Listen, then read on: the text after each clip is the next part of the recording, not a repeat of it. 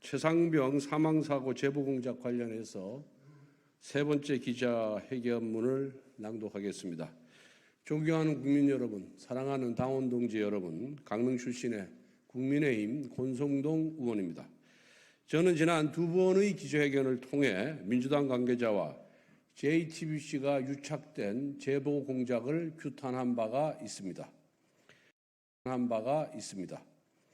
제보 공작의 중심에는 김규현 변호사가 있습니다. 제가 여러 차례 지적했듯이 김규현 변호사는 민주당 김광진 전 의원의 보좌관 출신으로 박정훈 전 해병대 수사단장의 변호인이었으며 지난 총선 당시 민주당 서대문구 경선에 참여한 인물입니다. 소위 해병대 단톡방에 참여한 인사들끼리 나누었던 허세나 혹은 술자리, 방담 수준의 대화를 대통령실의 구명 로비라는 거대한 음모로 확대시킨 장본인이 바로 김규현 변호사입니다. 김규현 변호사는 박정훈 대령의 변호인입니다. 동시에 지난 6월 25일 JTBC에 단톡방 내용을 왜곡하여 전달한 제보자이기도 합니다.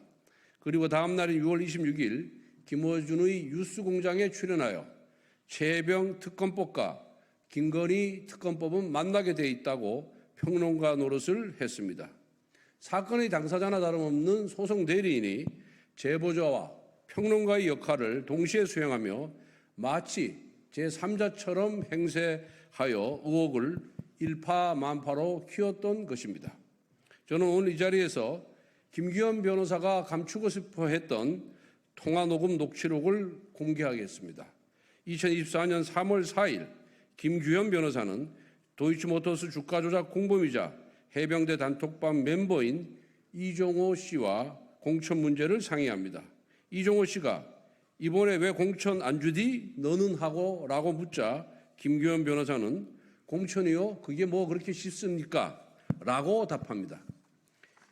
이에 이종호가 너 이번에 국회의원 한다며? 라고 묻자 김규현 변호사가 시도를 이리저리 알아봤는데 이번엔 좀 쉽지 않지 않을까 싶네요 라고 답합니다. 이어서 이종호 씨가 네가 파란색으로 가려고 그러니까 그렇지 빨간색으로 갔으면 내가 좀 나섰을 텐데 라고 허세를 부립니다. 그러자 김규현 변호사는 원래 파란 출신인데 빨간에서 받아주겠습니까? 라고 답을 합니다. 여기에서 파란색은 더불어민주당, 빨간색은 국민의힘을 뜻하는 것은 다 알고 계실 겁니다. 이어서 이종호 씨가 왜 안 받아주냐라고 묻자 김규현 변호사는 그리고 제가 원래 그쪽인데 여기를 버리고 어떻게 가요라고 답합니다. 이 통화가 이루어진 2024년 3월 4일은 김규현 변호사가 민주당 공천 신청을 했던 서대문구 앞 경선 결과가 발표나기 전으로 경선 진행 중이었습니다. 대화 내용에서 김규현 변호사의 강한 민주당 지지 성향과 국회의원 출마 의지를 확인할 수 있습니다. 보다 중요한 것은 김규현 변호사가 자신의 녹음 파일을 언론에 전달하면서 유독 공천 관련 부분은 인용하지 말아달라고 당부까지 했다는 것입니다. 김규현 변호사가 왜 언론에 이와 같은 당부를 했겠습니까? 자신의 정치적 욕망이 밖으로 알려지는 것이 두려웠기 때문입니다. 그리고 저는 또 다른 녹취록 역시 확보했습니다.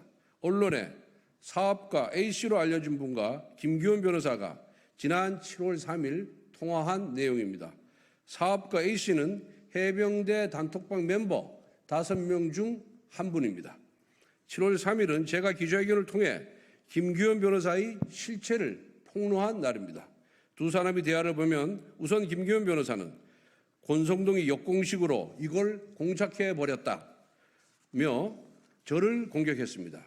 이에 사업가 A씨는 김종대 전 정의당 의원을 거론하며 모르고 막 그렇게 얘기하지 말라고 그래.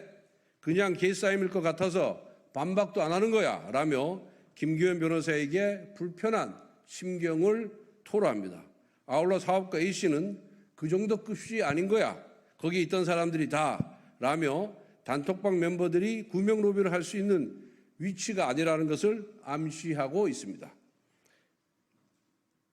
이상 사업가 A씨 입장을 정리하면 자신들이 정치적 쟁점이 되는 것을 부담스러워했고 특히 좌파 언론에 대한 불신이 있었으며 마지막으로 구명로비 가능성을 부인한 것입니다.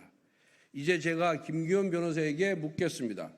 그렇게 녹취록을 방송사에 전달하기 좋아하는 분께서 왜 사업가 A씨와의 통화는 감춰두었습니까? 자신에게 불리한 내용이기 때문에 그런 것이 아닙니까? 이처럼 김규현 변호사는 본인 스스로 여러 사람과 통화하면서 유리하다 싶은 것은 제보하고 불리하다 싶은 것은 은폐했습니다. 이것이 사건의 실체적 진실을 밝혀야 하는 법조인의 자세인지 따지지 아니할 수가 없습니다.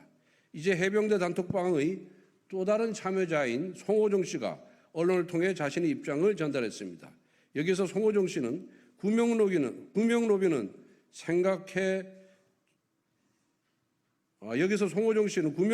생각조차 해본 적이 없다고 했습니다.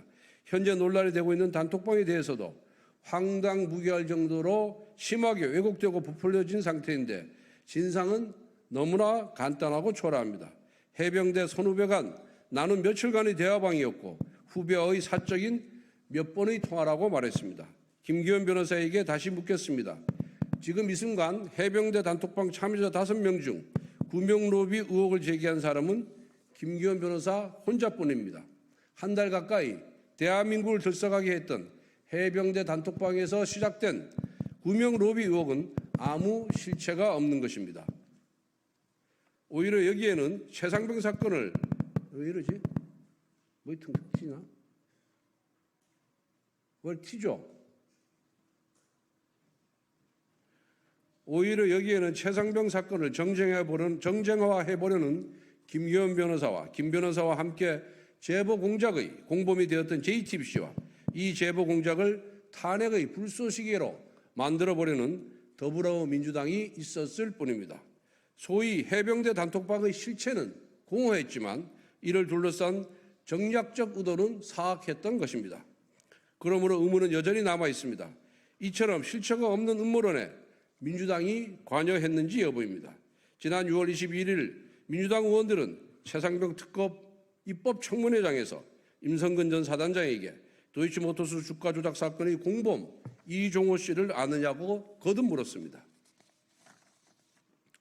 해병대 단톡방에 대한 정보 전달이 없이는 불가능한 질문이었습니다. 그러므로 저는 이번 제보 공작 사건이 민주당과 연결되어 있을 것이라고 강력하게 의심하고 있습니다. 이 의심이 사실이라면 정치적 사기로 탄핵을 획책하려는 사기 탄핵 게이트가 되는 것입니다. 민주당과 JTBC가 제기한 의혹은 공허하게 끝났습니다. 이제 의혹을 제기한 자가 의혹을 받을 차례입니다. 국정조사를 비롯한 진상규명 작업이 필요합니다. 차기 국민의힘 당대표의 제1책무입니다. 저도 최선을 다하겠습니다. 감사합니다.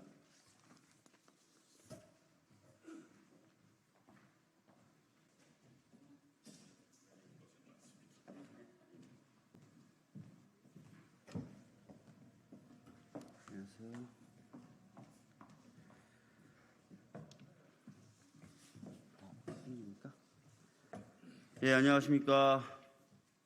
국회 보건복지위원장 박주민입니다. 오늘 기자회견은 윤석열 정부의 연금 개혁안 국회 제출을 촉구하기 위해 마련되었습니다. 우선 참석자 분들을 한 분 한 분 소개해 드리도록 하겠습니다. 정용건 연금행동 공동집행위원장님 참석하셨고요. 김진석 참여연대 공동집행위원장님 참석하셨습니다. 강석윤 한국노총 상임부위원장님 참석하셨고요. 이태환 민주노총 수석부위원장님도 참석하셨습니다. 이재강 공공운수노조 국민연금지부 위원장님, 그리고 류재강 한국노총 정책 2본부장님, 홍석환 민주노총 정책국장님, 홍원표 공공운수노조 공공기관사업본부 부팀장님, 그리고 오정원 연금행동 사무국장님 다 이렇게 참석을 해주셨습니다. 연금개혁 다 아시는 것처럼 더 이상 미룰 수 없는 과제입니다. 연금개혁, 특히 모수개혁의 경우에 미룰수록 하루에 대략 한 856억 원에서 1,000억 원, 연간 약 30조 원이 미래 세대의 부담으로 더 커져 가게 됩니다. 지난 21대 국회에서 더불어민주당은 당내 그리고 시민사회와의 이견에도 불구하고 국민의힘이 제안했던 소득대체율 44%를 수용한 바가 있습니다. 그로 인한 책임도 감내하겠다 이런 말씀도 드린 바가 있습니다. 그러나 구조개혁이 필요하다는 윤석열 대통령의 한마디에 모수개혁 무너지고 말았습니다. 21대 국회에서 1차로 모수개혁을 먼저 하고 22대 국회에서는 구조개혁을 하자는 민주당의 제안도 거절당했습니다. 17년 만에 찾아온 연금개혁을 위한 절호의 기회를 걷어차버린 것입니다. 그런데 윤석열 정부는 어떤 구조개혁을 할지 단 하나의 안도 제시하지 못하고 있고 않고 있습니다. 제가 보건복지위원장이 된 후에 수차례 복지부에 구조개혁 관련된 안을 제출해라. 심지어는 하나의 안 이렇게 정리가 안 되면 선택이 가능한 여러 가지 사안을 쭉 포함한 그런 형식의 안도 좋으니까 내달라라고 요구를 했지만 지금까지 아무런 답변이 없습니다. 진정으로 그리고 진심으로 연금개혁을 추진하고자 하는 의지가 있는지 의심스러울 뿐입니다. 더불어민주당은 윤석열 정부의 연금개혁에 적극 협력할 것입니다. 윤석열 정부의 책임 있는 자세 촉구합니다. 네, 이렇게 제 이야기는 좀 마치고요. 다음으로 연금행동의 정용건 공동집행위원장님 말씀 듣도록 하겠습니다.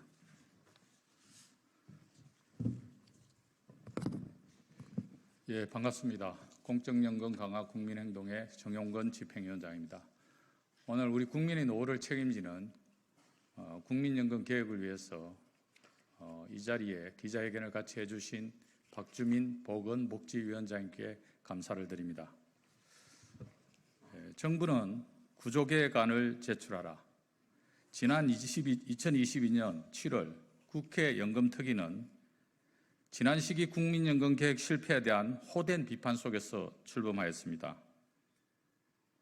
특위 속 전문가 자문기구는 재작년 2월까지 구체적인 안을 제출하라고 요구받고 제출하였습니다. 그런데 같이 논의하던 국민의힘, 정부 여당이 배란간 구조개혁이 아니라고 걷어차버렸습니다.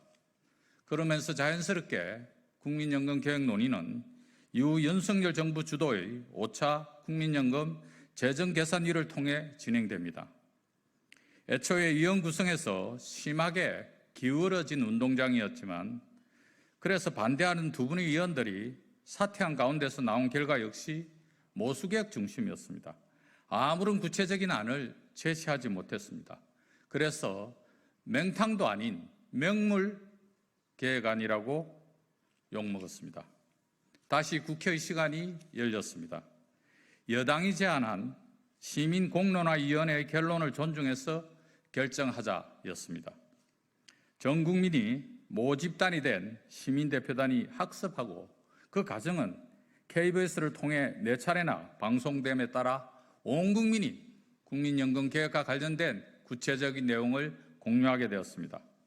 그 의제는 청년, 사용자, 근로자, 지역연금 수급자 등 대표들이 사전 토론으로 제안되었습니다.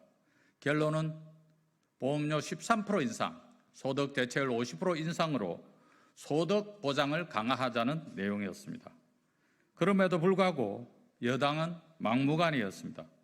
심지어 21대 국회 막판 대폭 후퇴한 정부안 13, 44안을 받겠다는 이재명 대표의 제안도 윤석열 정부는 걷어차버렸습니다. 그 명분은 구조개혁이 없다는 것입니다. 이제 다시 정부의 시간, 윤석열 정부는 구조개혁안을 제출하시기 바랍니다. 지난 2년의 국회 연금특위의 과정에 수도 없이 많은 논의들이 있었습니다.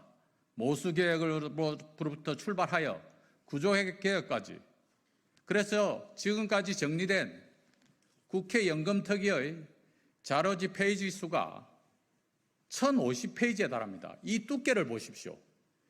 모든 내용을 다 논의하고 현재의 수준에서는 구조개혁이 가능하지 않고 당장 시급하게 모수개혁이 불가피하다는 결론을 여야가 거의 다 내임에도 불구하고 구조개혁이 없다고 이야기하고 있습니다. 윤석열 정부에게 요청합니다.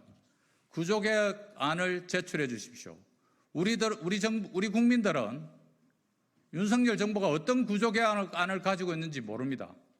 기초연금을 대폭 삭감하겠다는 것인지, 아니면 현재 연금을 받는 64만 원 정도의 평균 연금액이 많아서 그것을 깎겠다는 것인지, 아니면 공무원 연금과 국민연금을 합치라는 것인지, 아니면 각자 도생, 내돈내산을 하라는 것인지 구조개혁안과 관련해서 제출하시기 바랍니다.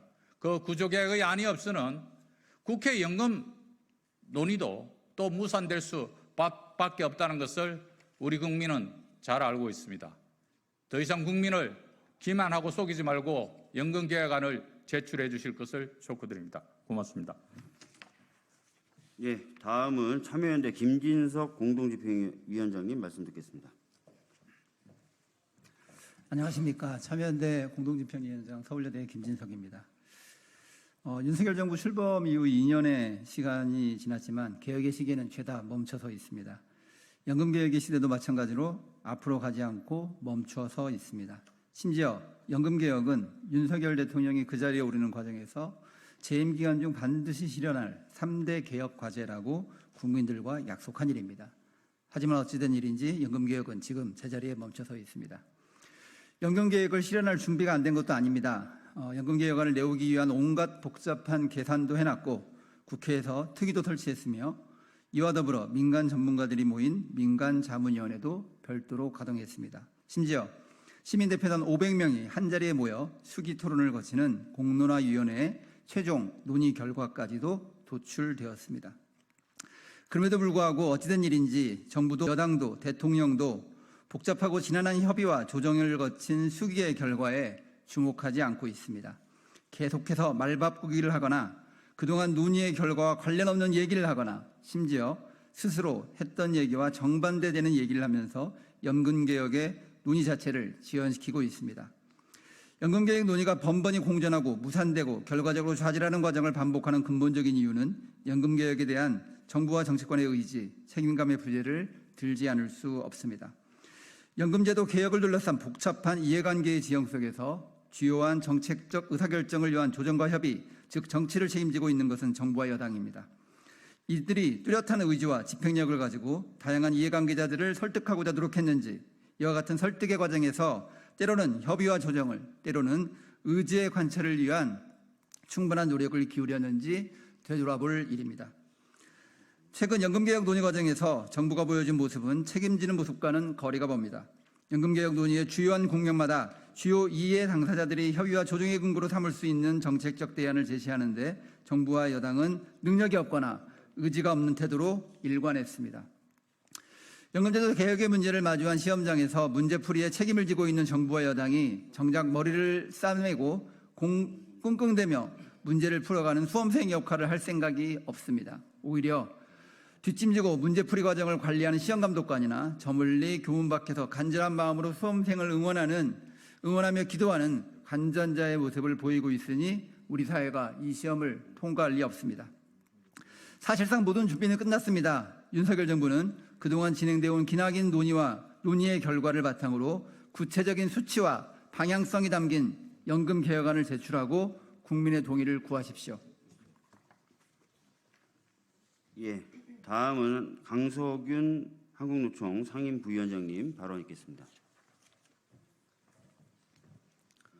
예, 안녕하십니까. 한국노총 상임부위원장 강석윤입니다. 지난주 21대 국회에서 운영된 바 있는 연금개혁 특별위원회 산하 공론화위원회에서 뜻깊은 결과물이 하나 공개되었습니다. 바로 2024 연금개혁 공론화 역사라는 제목의 보고서입니다. 여기에 당시 참여하셨던 김상균 특위위원장께서는 발간사를 통해 대표성과 수기성을 중심으로 공정하고 중립적인 공론화 진행을 위해 최선을 다했다고 자신의 입장을 밝혔습니다. 당시 공론화위원회의 결과는 아시다시피 국민연금의 보장성 강화가 필요하다는 입장이 재정 안정화만 추진해야 한다는 입장보다 오차 범위를 넘어 우세하게 나타났습니다. 당시 참여한 시민들 또한 이 결과에 대해 존중한다고 하였습니다. 내 의견과 다른 의견에 대해서도 절충하고 존중하고 합의할 수 있다는 성숙한 시민의식을 보여주었습니다. 그런데 그 이후 국회에서 벌어진 작금의 일들은 국민의 생각, 국민의 성숙함과는 오히려 반대되는 결과로 나타나고 있습니다. 결과를 받아들이지 못하고 당혹감을 감추지 못한 정부 여당은 한 달여의 시간을 허비하고서 갑자기 구조개혁을 해야 한다는 것을 빌미로 21대 국회에서 연금개혁 입법을 포기했습니다.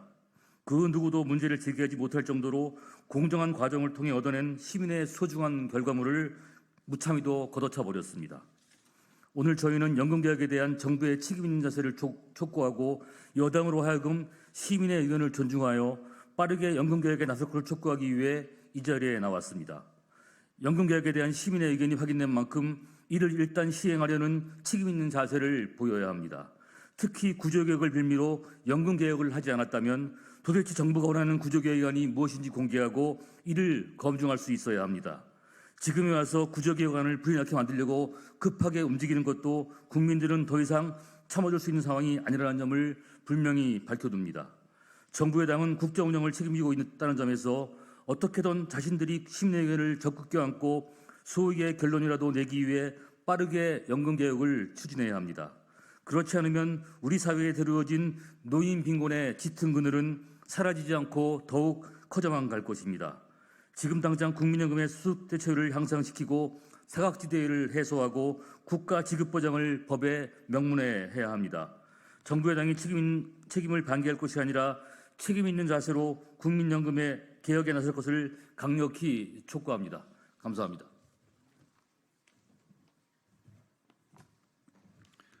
반갑습니다. 민주노총 수석부위원장 이태환입니다. 시간을 2년 전쯤으로 돌려봅시다. 대통령은 지속 가능한 복지 제도를 구현하고 빈틈없는 사회 안전망을 제공하려는 연금 개혁이 필요하다라고 얘기를 했고, 연금 개혁은 교육, 노동 개혁과 함께 윤석열 정부의 3대 개혁 과제가 되었습니다. 그렇다면 해도 우리는 개혁을 계약으로 처리하려는 것이 아닌가 하는 우려는 했지만 그래도 대통령의 개혁 의지를 믿어보았습니다.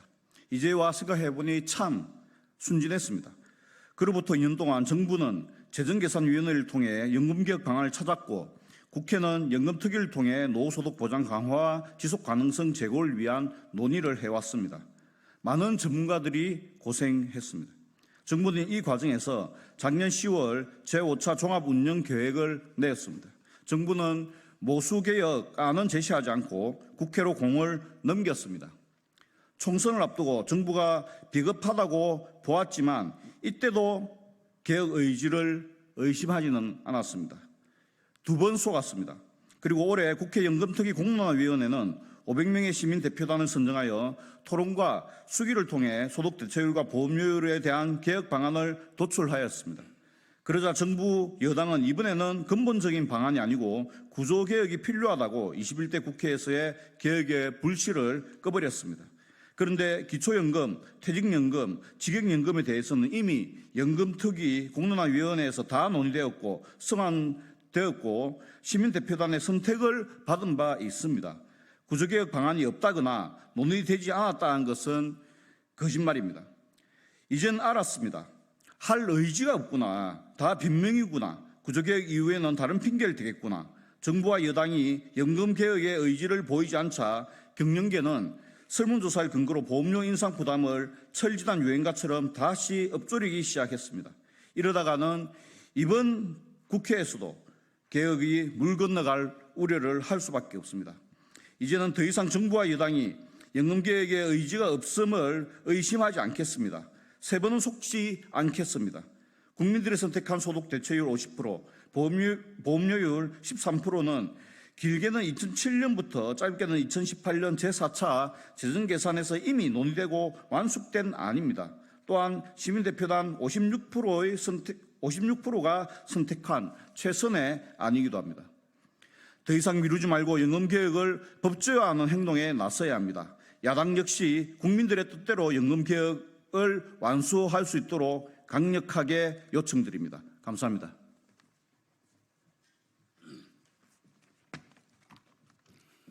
네, 반갑습니다. 공공운수노조 국민연금 지부위원장 이재가입니다.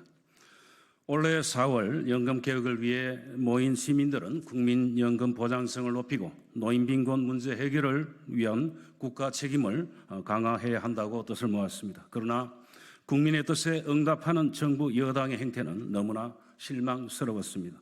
이것이 국민의 뜻을 받들겠다는 정부, 민생을 최우선하겠다는 여당의 입장이란 말입니까? 게다가 21대 국회에서 연금 개혁을 무산시킨 여당은 뻔뻔하게도 자신들이 거쳐한 퇴입을인 연금 특위를 다시 만들자고 합니다. 그리고 모수개혁 하나 해결하지 못했으면서 구조개혁을 하자는 말만 되풀이하고 있습니다. 정부 또한 지금까지 모수개혁이 제대로 된 수치조차 내놓지 못했으면서 여당의 입장에 찬동하는 모습만 보이고 있습니다. 그리고 정부와 여당이 그렇게 주장하는 구제개혁이 공적연금인 국민연금을 한없이 사적연금에 가깝게 만들려는 것이 아닌지 너무나 우려스럽습니다. 또한 국민연금의 세대 간 연대를 훼손하는 동시에 국가가 마땅히 책임져야 할 국민의 노후를 저버리는 것이 아닌지 묻지 않을 수 없습니다. 만약 그렇게 된다면 국민에게 사랑받는 국민연금을 만들기 위해 오늘도 현장에서 묵묵히 최선을 다하는 연금 노동자의 거센 투쟁에 직면하게 될 것입니다. 이런 논란과 우려를 종식시키려면 정부가 책임지고 연금 개혁에 명확한 입장을 제시해야 할 것이며 국민의 노후를 국가가 책임져는 믿음을 주기를 바랍니다. 국회 또한 진정 민생을 생각한다면 이제부터라도 무의미한 정쟁을 멈추고 연금 개혁의 첫 단추인 모수 개혁부터 연내에 입법화할 것을 강력하게 촉구합니다. 감사합니다. 예, 기자회견을 마무리하면서 2027년 들어오는 수입 보험료보다 지급하는 보험금이 많아지는 시점입니다. 국민연금, 유일한 우리 국민들의 노후 보장책인 국민연금을 파탄내지 않으려면 윤석열 정부는 반드시 구조개혁안을 제출해 줄 것을 촉구합니다. 구조개혁안이 없이 국회의 논의는 무망한다는 것을 밝히는 바입니다. 이상으로 기자회견을 마치겠습니다. 고맙습니다.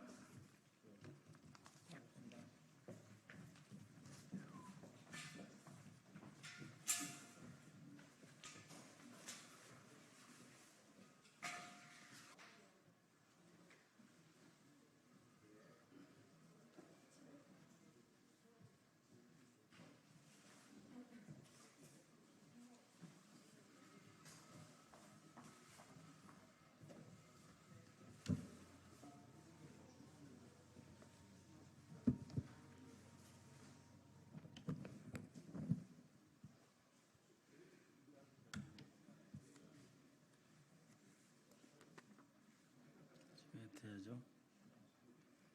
자료를 보신다고 그랬네. 자료를 미리 못 드린 것 같은데. 네. 안녕하세요. 안녕하십니까.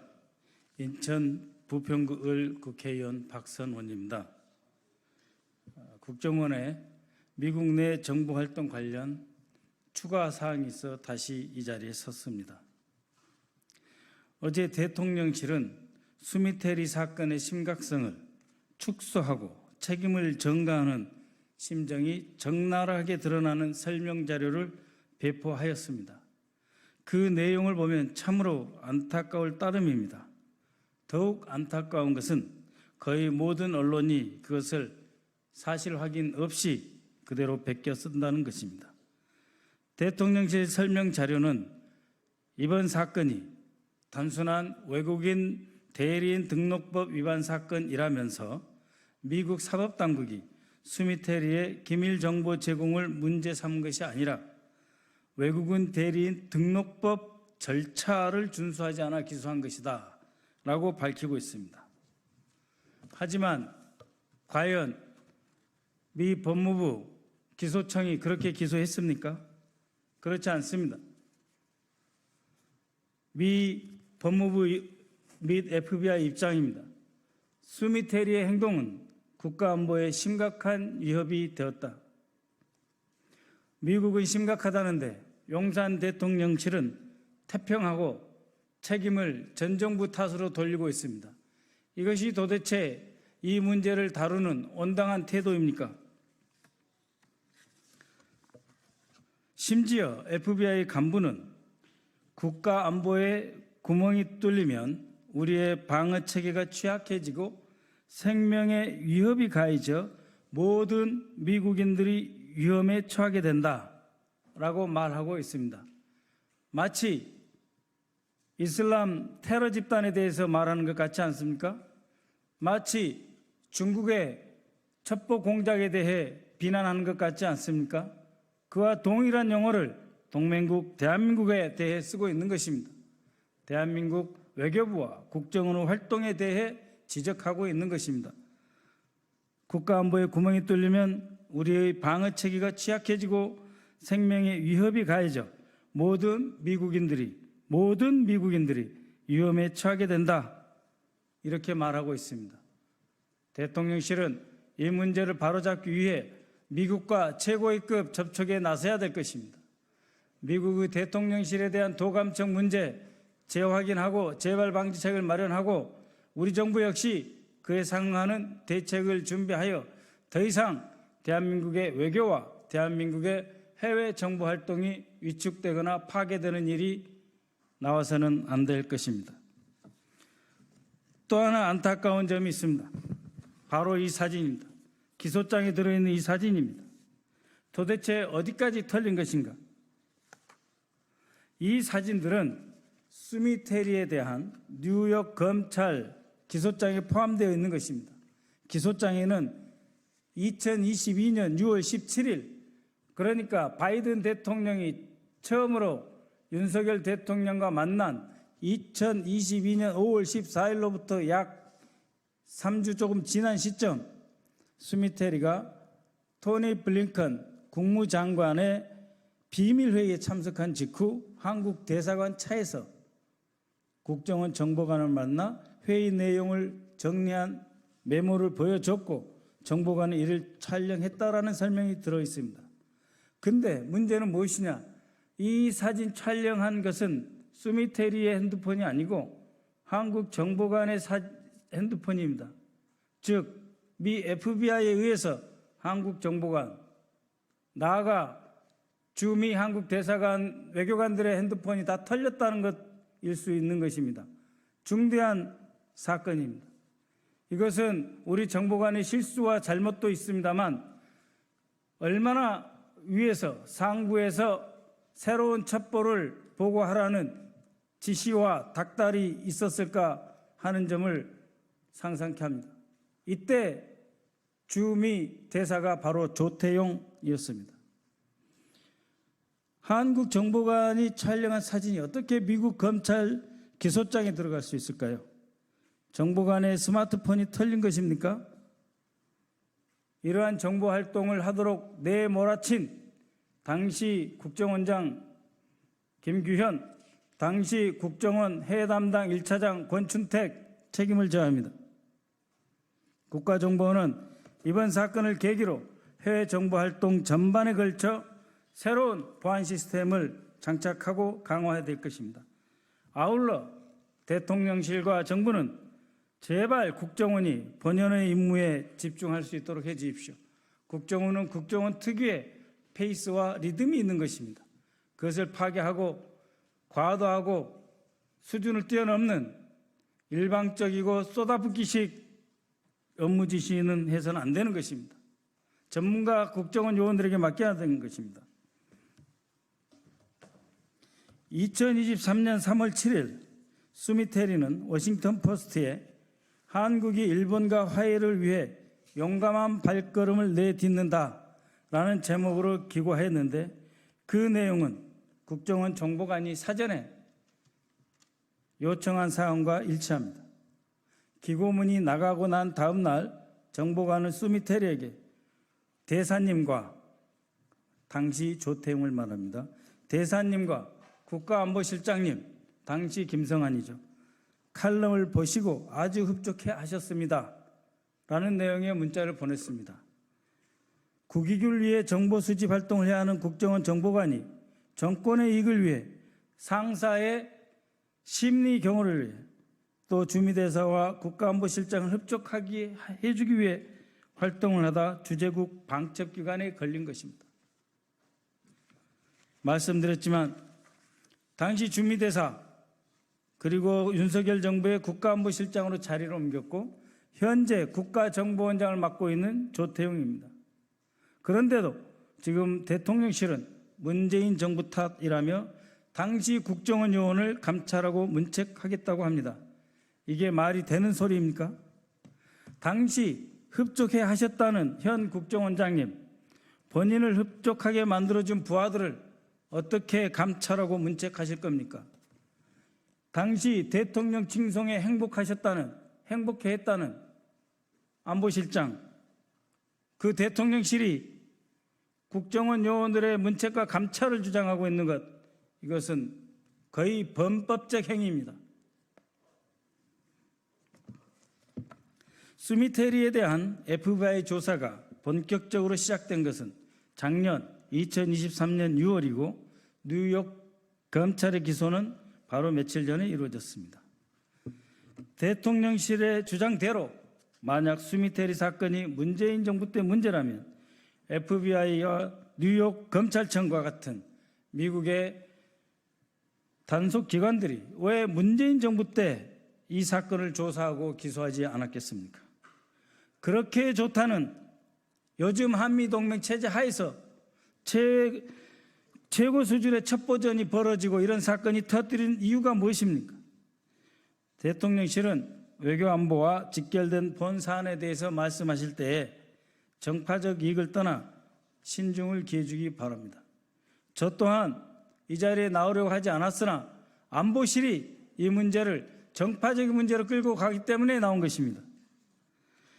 지금 외교부는 이번 사건과 관련해 공식 언급과 논평에 신중을 기하고 있습니다.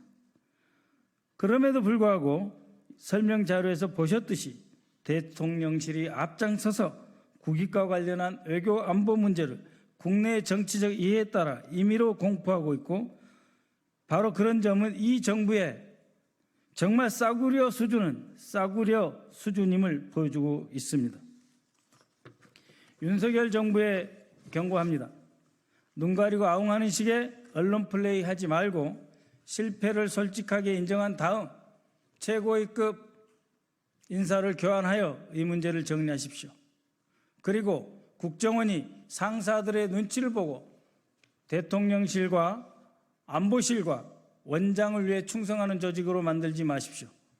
국정원은 정치로부터 자유롭고 상관의 지시로부터 상대적으로 독립적인 유능한 정보기관으로 거듭날 수 있도록 활동을 보장해 주십시오.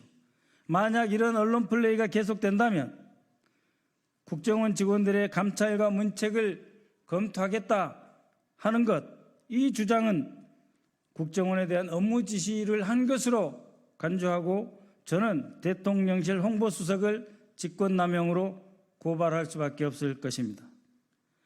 국가정보원에도 말씀드립니다. 수미테리 사건의 법정 다툼이 장기간 계속될 것입니다.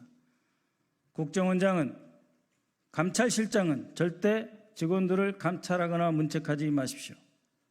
이 정부 들어 국정원의 능력 있는 직원들은 정말 힘들고 고통스럽습니다. 1급에서 3급 베테랑 요원들이 대거 교체되고 현직에서 물러나고 교육을 받거나 자천되었습니다. 아프리카 혐지로 쫓겨났습니다. 민주노총과 자승스님 사건 압수수색 과정에서 국가정보원이 찍힌 점퍼를 입고 무방비로 노출시키는 이 아마추어 싸구려 정권이 더 이상 국정원 요원을 고통에 빠뜨리지 마십시오. 외교부 출신 국정원장 두 사람, 김규현, 조태용, 더 이상 국정원을 망가뜨리지 말고 책임지고 물러나야 할 것입니다. 김규현은 이미 물러났고 신임 국정원장이 된 지 몇 달 안 되지만 당시 주미 대사였고 안보실장을 했기 때문에 조태용 국정원장 사퇴하십시오. 감사합니다.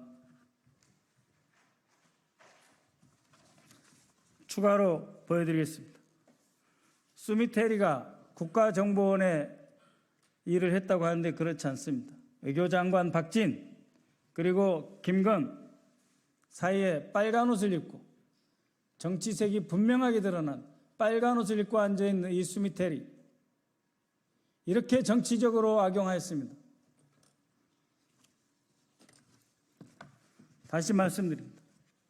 혐의 사실 기술 항목 박근혜 정부 5년, 4년이죠.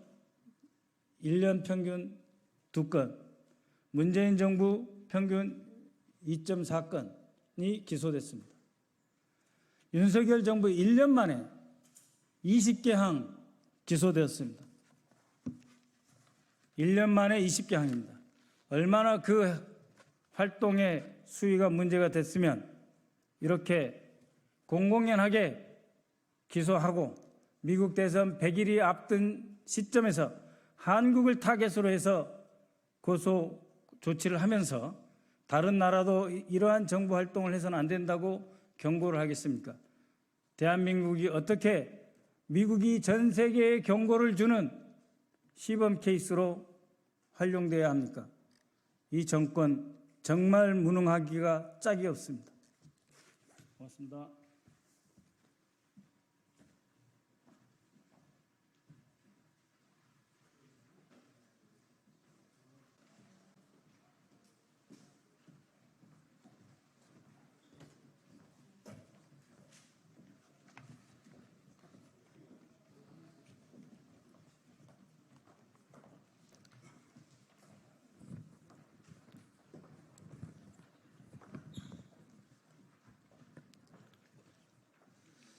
네, 안녕하십니까. 더불어민주당 정책위원회 의장 진성준입니다. 연일 쏟아지고 있는 집중호우로 우리 국민들의 피해가 속출하고 있습니다. 그럼에도 불구하고 우리의 재난 대책은 우리 국민의 피해를 보전하고 보상하는 데 턱없이 미치지 못합니다. 이번 피해는 농가들의 피해가 집중되고 있고 또 도시 소상공인들의 피해도 큰 상황입니다. 재난안전법의 개정뿐만 아니라 농업재해대책법 또 농업재해보험법의 개정을 통해서 농민들의 피해를 실제적으로 보존하고 이분들이 일상을 회복할 수 있도록 하는데 정부가 역할을 해야 되겠다 하는 생각이 절실합니다.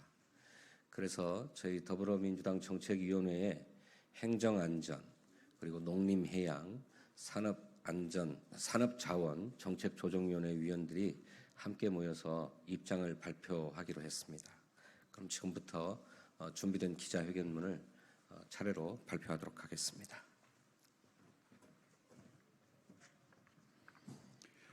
정부 여당은 수해 피해 복구비 즉각 확대와 재난 및 안전관리 기본법, 농업재해대책법, 농업재해보험법 개정에 협조하라. 기상이변에 따른 재해가 갈수록 심각해지고 있다. 지난주 200년 만에 한 번 내릴 만큼의 기록적인 폭우로 많은 국민들이 고통받은 데 이어 이번 주에도 계속되는 장마로 수해 피해가 심각한 상황이다. 그러나 정부의 재해 대책은 일상화되고 있는 기후재난에 대응하기에 턱없이 부족하다. 우선 재난안전법령상의 수해 피해 지원금이 매우 미흡하다. 그동안 재난지원금을 일부 상향 조정하였으나 현재 피해를 입은 수재민들에게는 도배, 장판 교체 비용 정도만 보전해주고 있어서 일상으로 돌아가기에는 여전히 부족하다.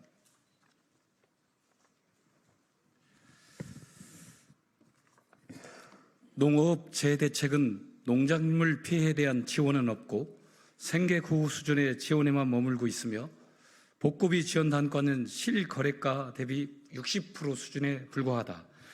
특히 특별재난지역으로 선포되더라도 농업인에 대한 직접 지원은 일반 재난지역과 차이가 없고 보험료 감면 등 간접 지원만 일부 늘어날 뿐이다. 정부는 농작물 피해 보상은 농업재해보험으로 해결하라고 하지만 보상 범위와 보상률이 충분치 않다 보니 전체 농경지 면적 대비 가입률은 23년 현재 42%에 불과한 실정이다. 최근에는 자연재해 빈도가 증가하자 보상률을 하향하여 피해 책임을 농업인에게 전가하는 일까지 발생하고 있다. 농가의 불리한 손해평가는 손해 사정인과 농업인의 갈등만 증폭시키고 있다.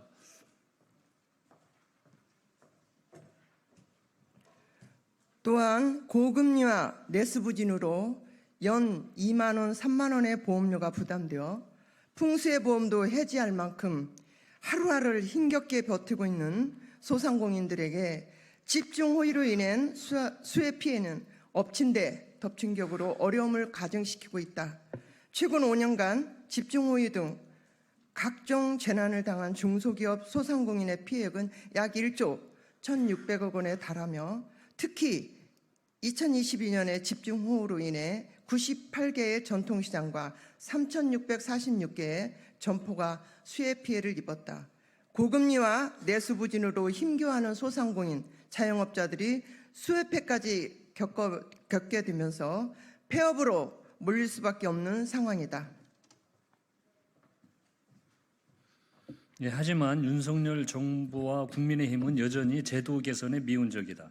지난해 수해 피해 당시에도 정부 여당의 반대로 농업 재해대책법과 농업 재해보험법을 개정하지 못했고 최근 일부 언론을 통해 재해복구 비용 2배 인상 추진 보도가 나오자 정부는 확인된 바 없다며 부인까지 하고 있다. 이에 더불어민주당 정책조정위원회, 행정안전정책조정위원회, 농림해양정책조정위원회, 산업자원 중소벤처정책조정위원회 위원 일동은 기후재난에 대한 국가 책임 강화를 위해 다음과 같은 대책을 강력히 촉구한다. 첫째, 심각한 기후위기로 전례 없는 기후재난에 대응하기 위해 정부는 선제적이고 가감하며 신속한 재정 투입과 함께 범정부 종합대책을 마련하라. 둘째, 정부는 지방자치단체의 재정 부담을 줄이고 신속한 구호 및 복구를 위해 복구비를 선지급하는 등 재난 대응과 복구를 위한 법령 개정에 적극 나서라. 셋째, 특별재난지역 선포도 개선되어야 한다. 지금처럼 피해가 발생하면 지방자치단체의 자체조사, 중앙정부 조사 등을 거쳐 3주가량 소요되는데 피해를 입은 국민 입장에서는 덧없이 긴 시간이다. 큰 피해가 예상되는 지역은 사전조사 등을 통해 신속 특별재난지역 선포가 가능하도록 행정단계 축소 등 효율성을 강화하라.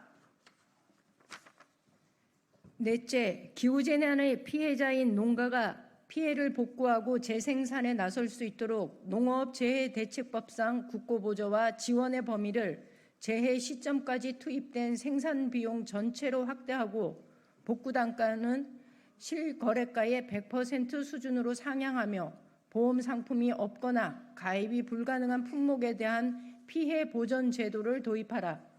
농업재해보험은 작물 생산 판매 시 기대소득에 대한 손실 보전을 목적으로 하고 대상 품목, 보상 범위, 보상률을 확대해서 농업인의 보험 가입을 대폭 확대하라. 다섯째, 피해 파악 후 지원은 자칫 때를 놓칠 수 있으므로 소상공인 긴급 경영 안정 자금이 적기에 지급되어 수해 피해 상인들이 하루속히 일상으로 돌아올 수 있도록 방안을 강구하라. 수해 피해를 입은 당진시 전통시장에 대한 신속한 복구와 지원은 물론 수해 발생 가능성이 높은 전통시장과 상점가에 대한 철저한 대비로 피해가 확산되지 않도록 만전을 기하라. 우리는 수해로 고통받고 있는 국민들이 조속히 일상으로 회복할 수 있도록 복구비 지원 등에 최선을 다할 것이며 재난 및 안전관리 기본법, 농업 재해대책법 및 재해보험법 개정을 최우선 민생과제로 선정하여 입법에 노력할 것임을 밝히며 정부 여당의 적극적인 동참을 강력히 촉구한다. 2024년 7월 19일 더불어민주당 정책위원회, 행정안전정책조정위원회, 농림해상수산정책위원회, 산업지원 중소벤처정책조정위원회.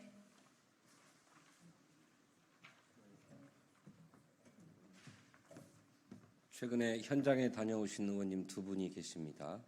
두 분의 현장 리포트를 잠깐 듣도록 하겠습니다. 먼저 권향엽 의원님.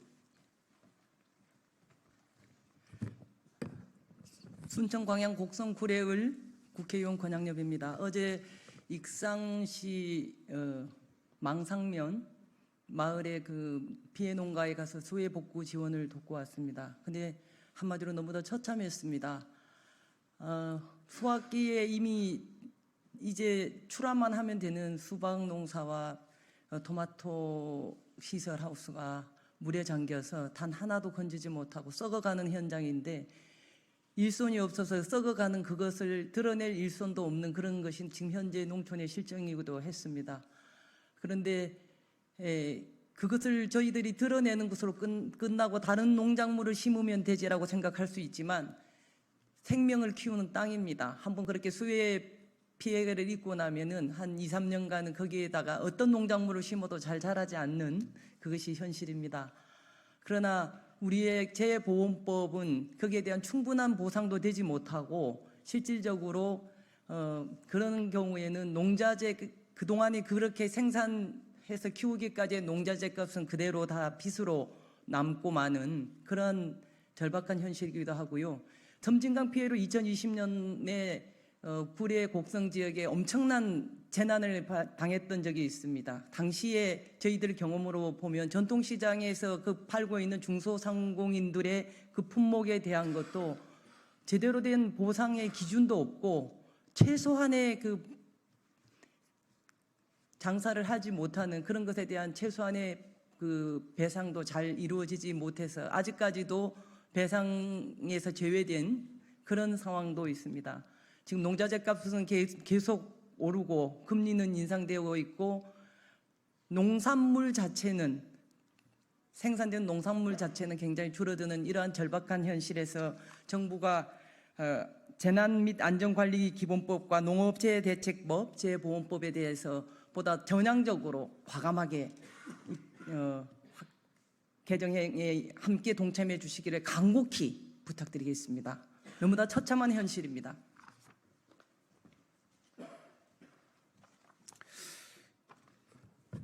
네, 논산계룡 금산 지역구를 두고 있는 황명선 국회의원입니다. 국민의 생명과 안전을 위험하는 재난 앞에서 국회와 정부, 여당과 야당은 머리를 맞대고 힘을 모아야 합니다. 국민의 생명과 안전, 재산을 지켜내는 것을 국정 최우선 목표로 삼아 신속하고 강력하게 집행해야 합니다. 금산구는 200년 만에 극한 호우가 발생하면서 그 피해가 아주 매우 심각한 상황입니다. 공공시설과 사유시설을 합하여 8,417건의 피해가 발생했고 178세대 286분의 주민들이 대피했으며 금산군에서 추정되는 피해액만 575억 6,800만 원에 달합니다. 그럼에도 불구하고 정부에서 지금 대책을 강구하지 못하고 있습니다. 제가 지난 7월 12일 날 이 자리에서 금산군의 특별재난지역 선포를 요청했고 총리와 행안부 장관한테 직접 전화를 통해서 제안을 드렸고 강력하게 요청을 한 바가 있는데 불구하고 아직까지 금산군은 특별재난지역에서 선포가 되지 못하고 제외되고 있는 실정입니다. 신속하게 행정열차를 축소하고 강력한 대책과 지원이 절실합니다. 수마가 핥히고 간 자리에 남겨진 주민들은 오랜 시간 가까운 삶의 터전을 잃어버린 상실감과 허망감에 잠을 못 이루고 있습니다. 국가와 정부의 가장 중요한 역할은 국민들의 그리고 농민들의 눈물을 닦아주는 일입니다. 이미 피해 규모가 특별재난지역 지정의 기준을 훨씬 넘었습니다. 금산군에 대하여 하루속히 특별재난지역으로 지정할 것을 정부에 강력하고 신속하게 요청합니다.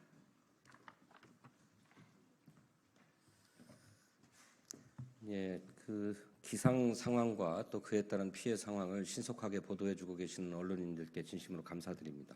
하지만 동시에 이 피해를 신속하고 빠르게 복구하고 또 피해에 대해서 또 정당한 보상이 이루어질 수 있도록 법, 제도를 개선하는 데에도 관심을 기울여 주시기를 부탁드리겠습니다.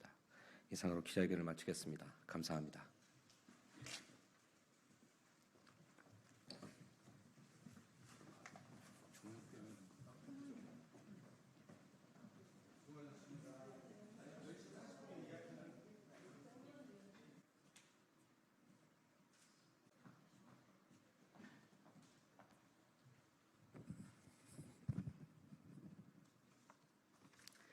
안녕하십니까. 더불어민주당 대변인 황정아입니다. 네, 첫 번째 브리핑 시작하겠습니다. 해병대원 순직 일주기, 거짓과 변명이 1000개여도 진실은 단 하나입니다. 사단장의 잘못된 지시로 보호 장비 하나 없이 수색에 투입된 해병대원이 싸늘한 주검이 되어 돌아온 지 벌써 1년이 되었습니다. 그러나 순직 1년이 되도록 진상 규명은커녕 누구 하나 처벌받지 않고 있습니다. 윤석열 대통령, 대통령실, 정부, 여당의 갖은 방해와 관련자들의 억지 궤변으로 의혹만 더 커지고 있습니다. 부하를 사지로 몰아넣은 후안무치한 사단장을 감싸려고 정권이 총력전을 벌이는 이유가 대체 무엇인지 국민께서 묻고 계십니다. 수사 외압과 구명로비 뒷배로 의심받는 윤석열 대통령과 김건희 여사를 지키기 위함입니까? 도이치모터스 주가 조작 세력까지 등장한 국정농단을 가리기 위함입니까? 특검을 거부하는 자가 범인입니다. 윤석열 대통령은 특검법을 이미 2차례나 거부했습니다. 청문회를 거부하는 자가 범인입니다. 김계환, 이종호 등 관련자들이 증언과 출석을 거부하고 있습니다. 누군가 02-800-7070 전화로 이종섭 장관, 조태용 국가안보실장, 주진우 법률비서관과 통화하고 이첩 보류 결정이 이루어졌습니다. 해병대원 사건 기록에 경찰 이첩을 막고 2시간 뒤로 예정된 수사 결과 브리핑마저 취소시킬 수 있는 사람이 누구겠습니까? 거짓과 변명이 1000개여도 진실은 하나입니다. 대통령까지 다다른 정권 차원의 수사 외압, 김건희 여사 주가 조작 공범의 구명 로비 의혹을 반드시 밝혀내야 합니다. 정부 여당의 방해 공작과 대통령의 무차별적 거부권 행사에도 진실을 감출 수는 없습니다. 더불어민주당은 해병대원의 억울한 죽음과 한을 반드시 특검으로 풀겠습니다. 수사 외압과 구명 로비의 진실을 낱낱이 밝히고 관련자와 은폐에 부역한 자들 모두 끝까지 법의 심판대 위에 세우겠습니다. 그 시작이 오늘 탄핵 청원 청문회가 될 것입니다.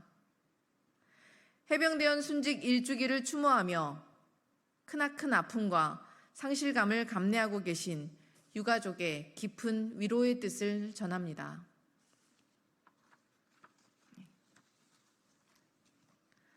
두 번째 브리핑 시작하겠습니다.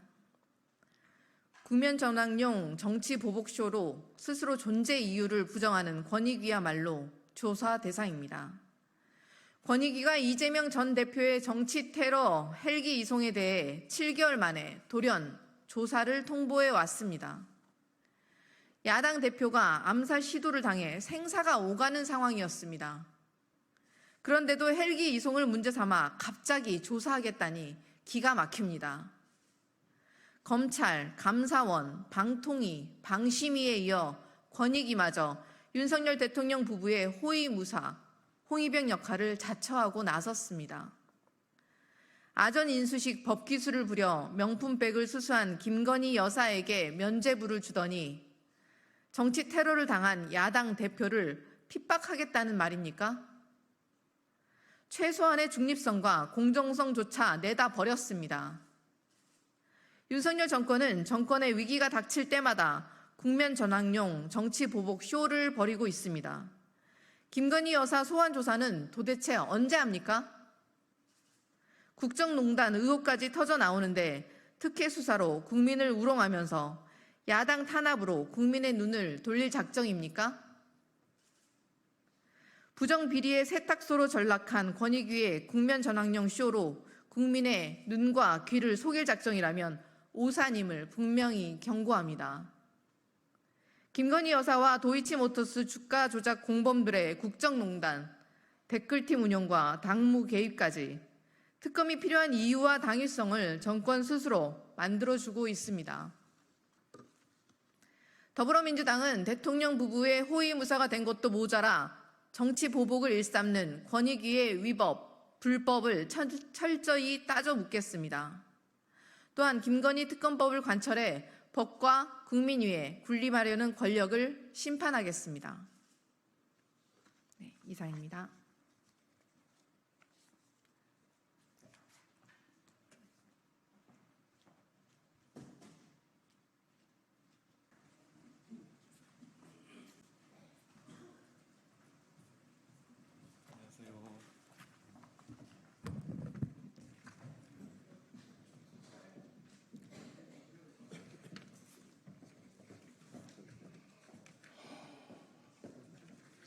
네, 언론인 여러분 안녕하십니까? 더불어민주당 법사위 간사 김승원 의원입니다. 오늘 아침 법사위 회의에 앞서 정말 있을 수 없는 또 있어서는 안 될 그런 일들이 또 발생하고 말았습니다.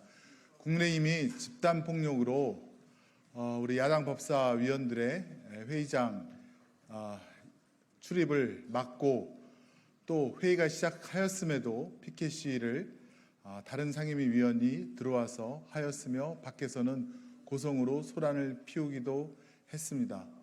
2019년 나경원 전 원내대표가 국회 선진화법 위반으로 지금도 재판을 받고 있는데 또다시 이런 일이 국민의힘 의원들에 의해서 반복적으로 이루어진 것에 대해서는 깊은 유감을 표하며 확실한 수사와 처벌만이 이런 불법 행위를 막는 일이라 생각되어 우리 더불어민주당 의원님들과 또 조국혁신당 박은정 의원님 함께 규탄 기자회견을 하기로 했습니다.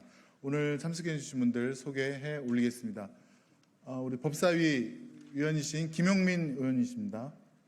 예, 서영교 위원님 오셨습니다. 박균태 위원이십니다. 이건태 위원이십니다. 이성용 위원이십니다. 그리고 장경태 위원이십니다. 조국혁신당 박은정 위원이십니다. 그럼 기자회견 하겠습니다. 국민의힘의 집단 폭력에 의한 국회 선진화법 위반 규탄 기자회견. 오늘 오전 국민의힘 의원들 상당수가 법사위 회의장 앞을 점거하며 농성하더니 급기야는 법사위원장과 야당 법사위원들의 회의장 입장을 가로막고 야당 의원들과 보좌진, 취재진 등을 향해 집단적 폭력을 행사했습니다. 국민의힘의 집단 폭력으로 법사위원들은 물론 많은 취재진과 보좌진이 넘어지거나 다치고 특히 한 법사위원은 얼굴에 심한 멍이 들었으며 보좌진 1명은 갈비뼈 부상에 이르는 등 심각한 피해가 발생했습니다. 회의를 시작한 이후에도 법사위원이 아닌 국민의힘 의원들이 회의장 안에 들어와 피켓을 들었고 회의장 밖에서도 구호를 외치며 소란을 피워 법사위 회의 진행을 방해했습니다. 자신들이 제안한 국회 선진화법을 어긴 국민의힘 의원들의 폭력 행위는 어제 오늘 일이 아닙니다. 지난 2019년 4월 국민의힘 나경원 의원 등 수십 명은 공수처 설치법 등 법안 제출과 회의 진행을 막기 위해 집단 폭력을 행사하며 회의 진행을 가로막아 국회 선진화법 위반으로 기소되어 현재 국민의힘 의원 다수가 재판을 받고 있습니다.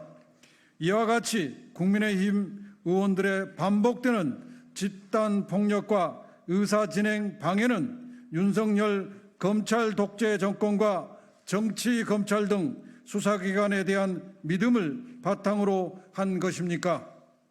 아니면 한동훈, 나경원 당대표 후보 두 사람이 공개적으로 자백한 것처럼 공소권 정도야 얼마든 거래 대상으로 여길 수 있다는 자신감을 바탕으로 한 것입니까? 오늘 국민의힘 의원들이 범한 행위는 특수공무집행방해죄나 국회 선진화법 위반죄로 최고 징역 7년 6월에 중형까지 선고받을 수 있는 아주 심각한 범죄 행위입니다. 검찰은 앞선 2019년 국민의힘의 특수공무집행 방해죄 등 사건에 대하여 장장 5년 넘는 시간이 흘러도 1심 재판을 끝마치지 못할 정도로 소극적으로 재판에 임했습니다. 도대체 대법원까지 몇 년이 걸려야 끝날 것입니까? 그 사이 국민의힘 의원들은 국회의원 임기를 마치기도 했고 새로 당선되는 사람들도 있습니다. 당시 사건에 대한 증거 영상이 차고 넘쳤고 공소 제기 초반 당시 검찰은 일관되게 의사 방해 행위가 명확히 입증됐다며 혐의 입증에 자신을 보였기에 현재 재판 지연은 도저히 이해할 수 없는 직무유기입니다. 지연된 정의는 정의가 아닙니다. 이처럼 사안이 중대하고 사실관계가 명확한 재판을 이유 없이 질질 끌고 있었다는 사실 뒤에 나경원 후보가 당시 법무부 장관인 한동훈 후보에게 공소를 취소해달라고 청탁한 결과 재판 지연이라도 시킨 것입니까?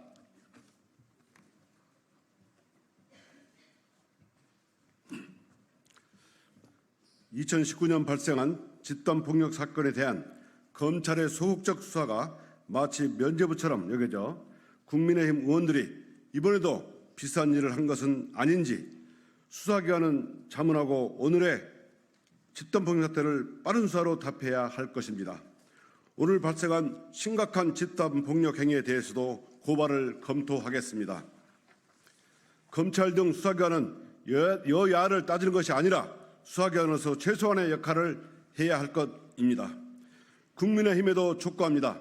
최혜병 순직 1주년인 오늘 국민의 관심이 집중된 순직해병 수사협 청문회를 방해하여 윤 대통령과 범죄자를 지킬 것이 아니라 국민 앞에 겸허히 진실을 밝히는 데 협력하십시오.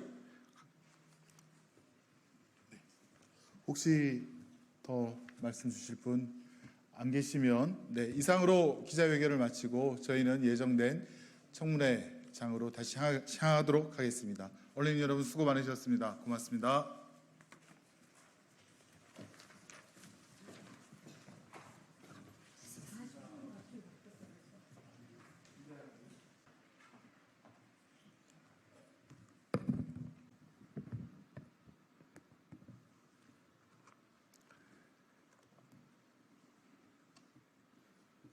안녕하십니까.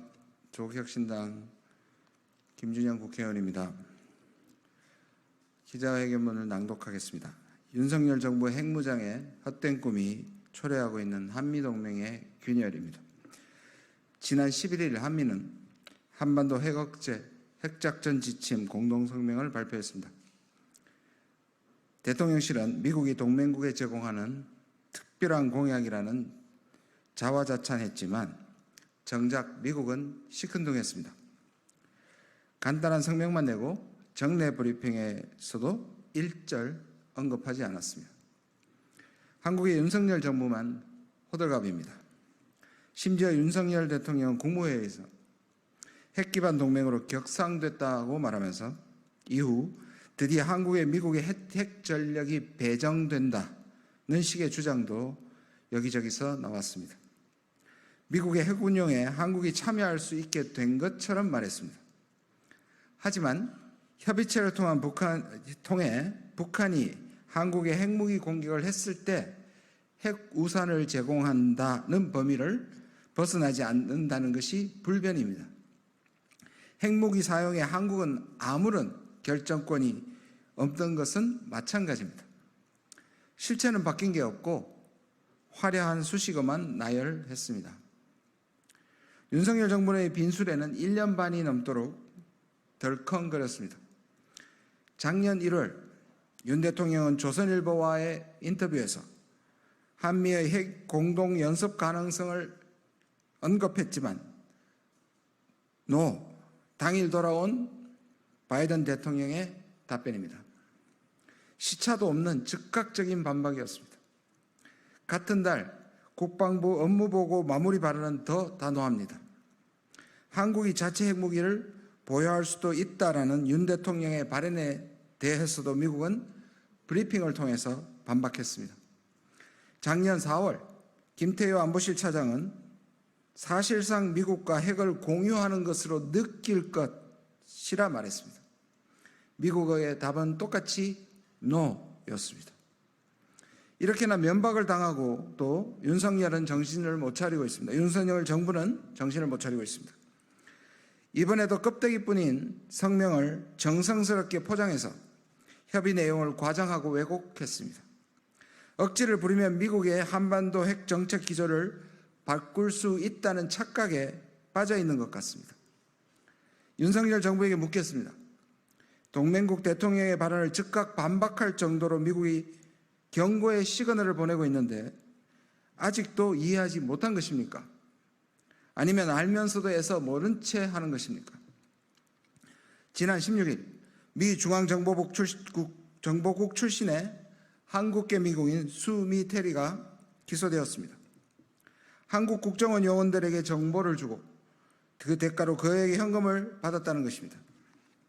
그런데 사안을 제대로 파악하기도 전에 대통령실이 냉큼 인정한 것도 모자라 한 관계자는 다 문재인 정권에서 일어난 일이라며 철진한 전 정부 책임론을 또 꺼내들었습니다.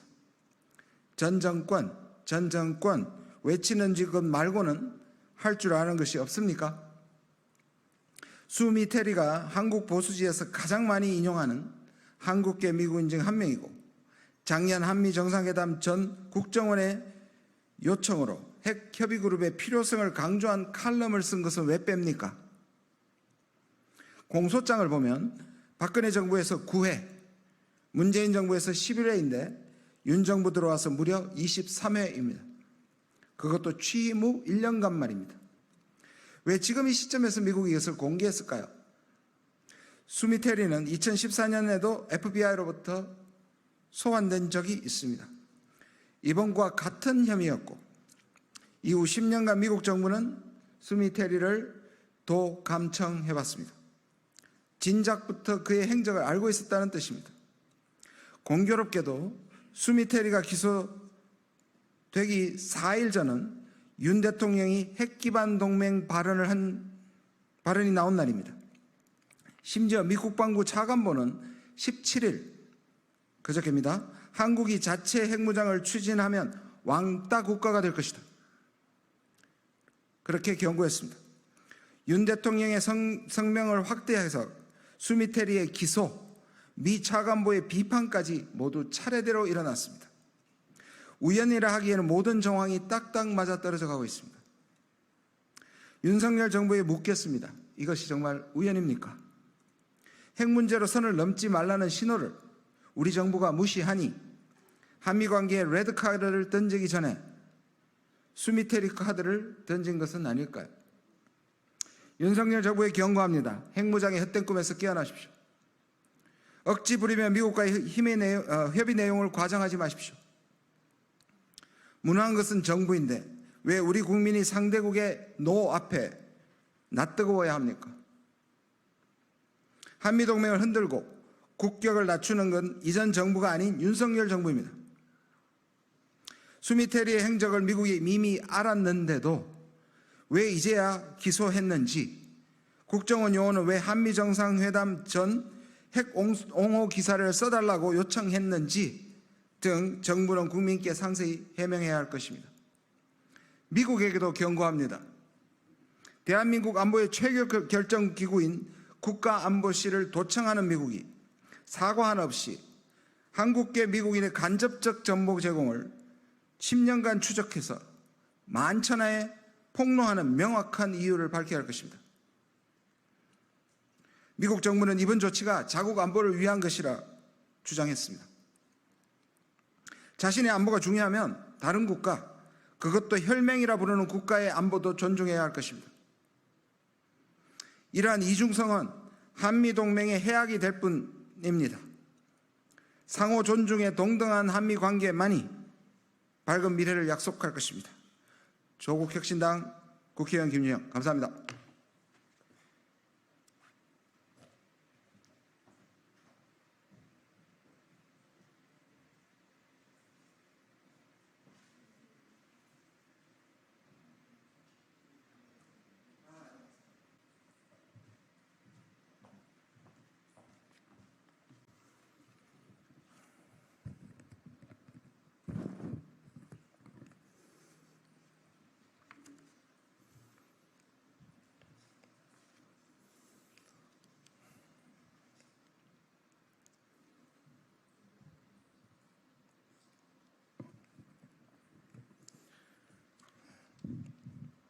네, 안녕하십니까. 반갑습니다.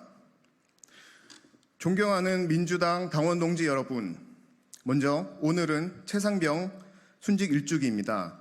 삼가 고인의 명복을 빕니다. 고인의 억울함이 없도록 책임 소재를 명명백백히 밝혀야 할 것입니다. 안녕하십니까. 저는 더불어민주당 최고위원 선거에 출마한 유일한 청년 후보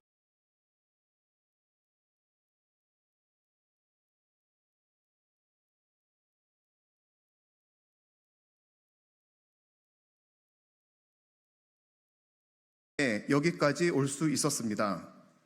오늘 저는 진심을 담아 한준호 의원님을 지지하고자 합니다.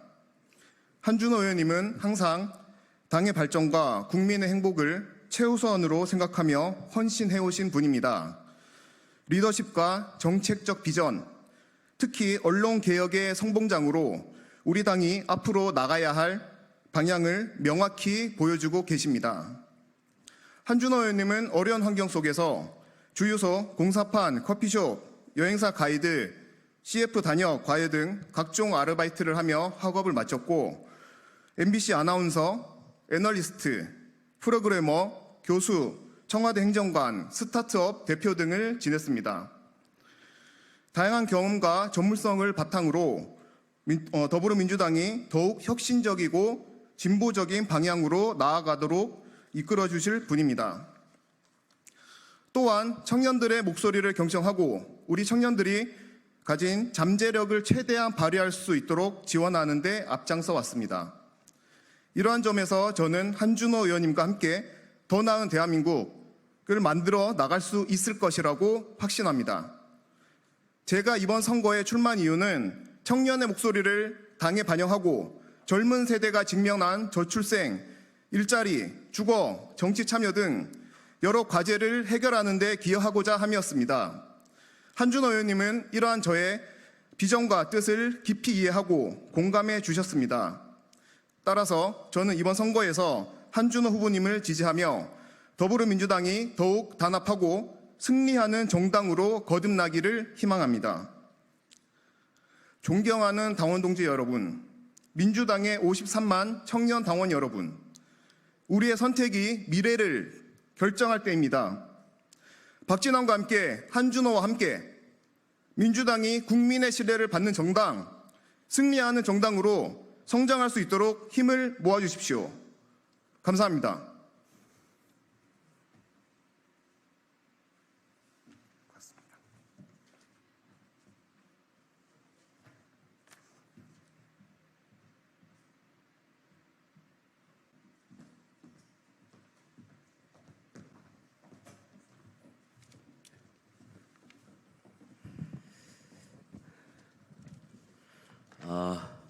오랜만에 뵙는 것 같습니다. 우리 정농관 언론인 여러분. 전병헌입니다. 새미래가 지난 일요일 날 전당대회를 마치고 새로운 지도부를 구성을 했습니다. 그동안 해야 하는 정무직 당직자를 다 채우고 인사드리려고 오늘 이렇게 뒤늦게 우리 언론인 여러분들께 인사와 함께 소개 말씀드리려고 이 자리에 섰습니다.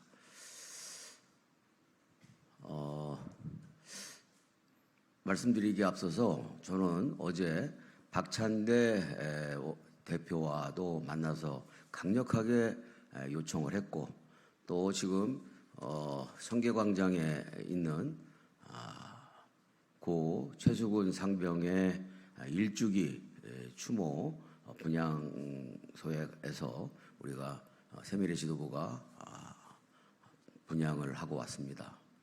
다시 한번 말씀드리고 오늘 아침에도 말씀드리고 어제도 오늘도 또 조금 전에도 말씀드리지만 최수근 상병에 대한 죽음을 둘러싼 실체적인 본질은 국정농단이라고 강력하게 다시 한번 규정합니다.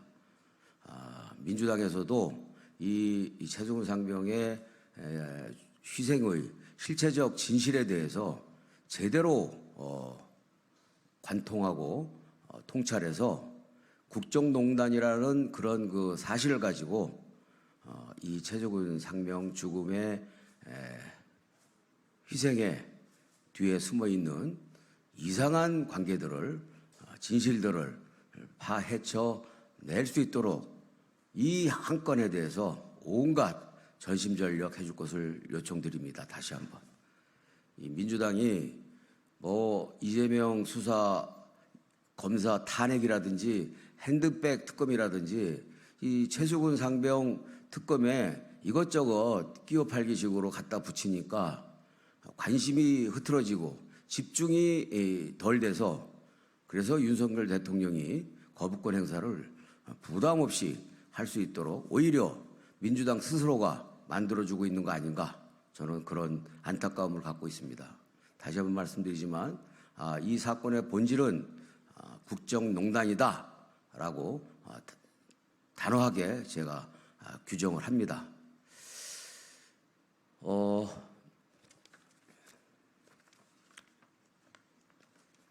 오늘 그 탄핵 그 청원 청문회가 국회 청문회를 일방적으로 열고 있는 모양인데 최수근 상병 관련 증인들이 26명 중에 9명밖에 참석을 하지 않았다고 합니다.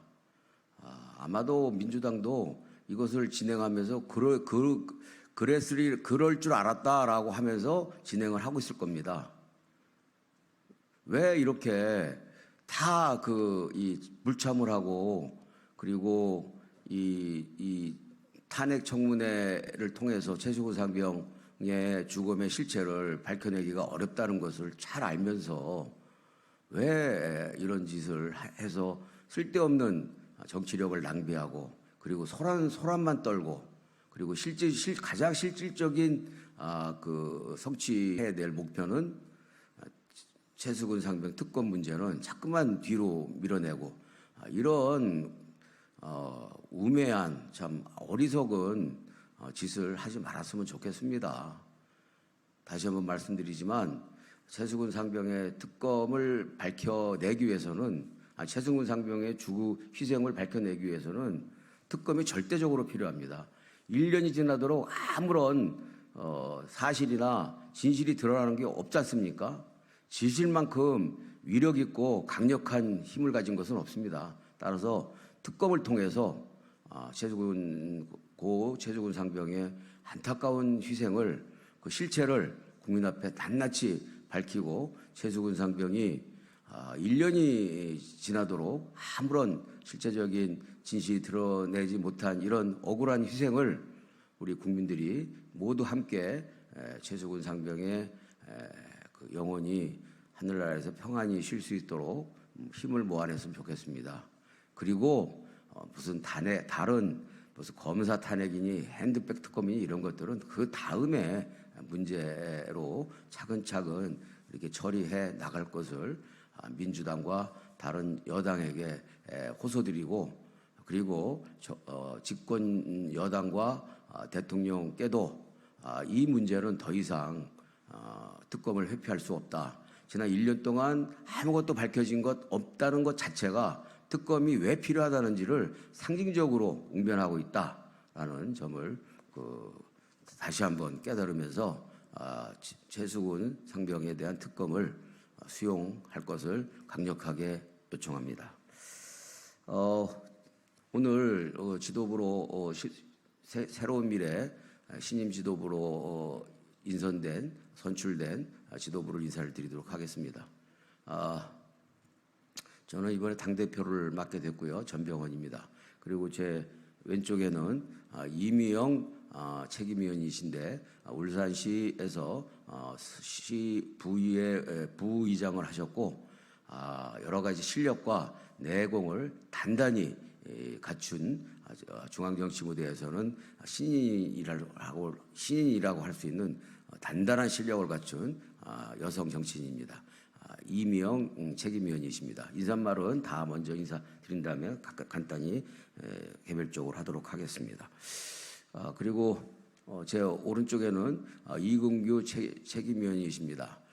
민주당에서 유일하게 최초로 제천시장을 직선으로 당선하셔서 제천시장을 역임하신 이근규 책임위원이십니다.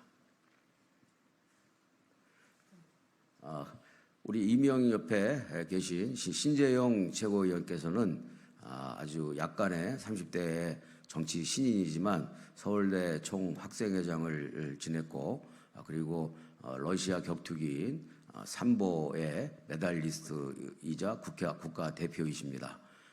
젊은 패기와 그리고 참신성을 겸비하고 있는 젊은 신인 청년 정치인으로서 여러분들께서 많이 관심 갖고 도와주시기 바랍니다.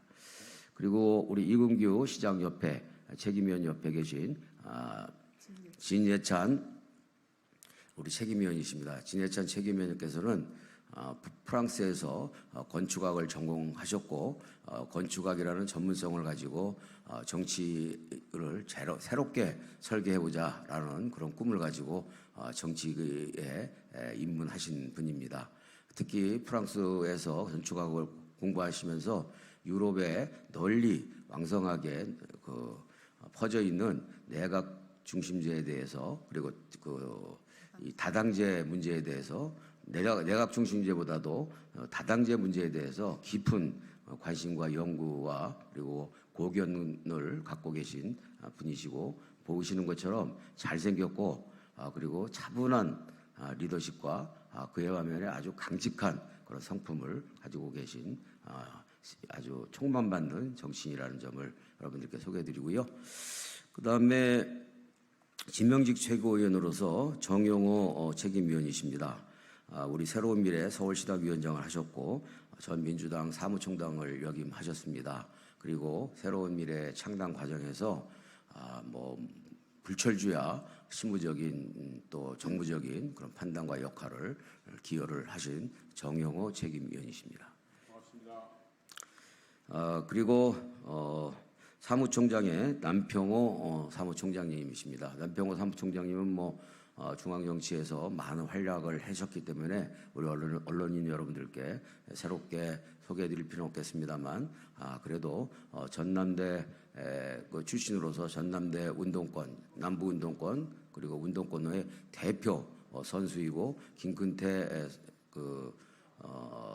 대표님을 오랫동안 함께 모셨고 이낙연 대표님도 오랫동안 함께 모셨던 아주 여러 가지 연륜이나 내공이 아주 높은 그런 실력 있는 정치인이시라는 것을 여러분들께서 잘 아시리라 믿습니다. 그리고 진명직 최고위원으로서 서효영 책임위원을 지명을 했습니다. 여성 국제 변호사이시고요. 새미래당 창당 과정에서 공동 창당 준비위원장과 비대위원 그리고 대변인 등을 역임하셨고 아주 여러 가지 신원서판을 갖추신 신인 여성 정치인으로서 앞으로 미래가 촉망되는 정치인이다라는 거 말씀드리면서 여러분들께서 많이 관심과 도움을 주셨으면 좋겠습니다. 그리고 수석 대변인에는 김양정 수석 대변인을 임명했습니다. 김양정 수석 대변인은 새천년민주당 공채 1기 출신으로 최근까지 문재인 정부 청와대 행정관을 지냈고요. 그리고 당직자로서 다채로운 경험을 쌓으면서 풍부한 정치 경험과 아주 넘치는 정무 감각을 갖고 있고 그리고 기민한 그런 이 감각의 소유자이어서 수석 대변인으로 부탁을 드렸고 오늘 발표하게 됐다는 점을 말씀을 드립니다. 그리고 정책위 의장에는 장덕천 경기도 전 부천시장님을 임명했습니다. 새로운 미래 비상대책위원을 하셨고 또 변호사 출신으로서 또 문재인 정부에서 문재인 정부 출범하기까지 여러 가지 법률적인 조언을 해주셨던 그런 문재인 정부 탄생에 기여하신 아주 정치적 경험과 그리고 정직함이 넘치는 그런 분이어서 정책의장으로 위촉됐다는 말씀을 드립니다. 그리고 중앙당 윤리심판원장에는 이임성 전 판사님을 임명을 했습니다. 지금 현재 세계법무법인 대표 변호사시고요. 문재인 정부 산하 경제인문사회연구회 비상임 이사로 활동을 하신 분입니다. 이상 신임 새로운 미래의 그 전당대회에서 선출된 신임 지도부를 소개를 마치도록 하겠습니다. 그리고 간단히 취임 소감을 한마디씩 하고 물러가도록 하겠습니다. 감사합니다.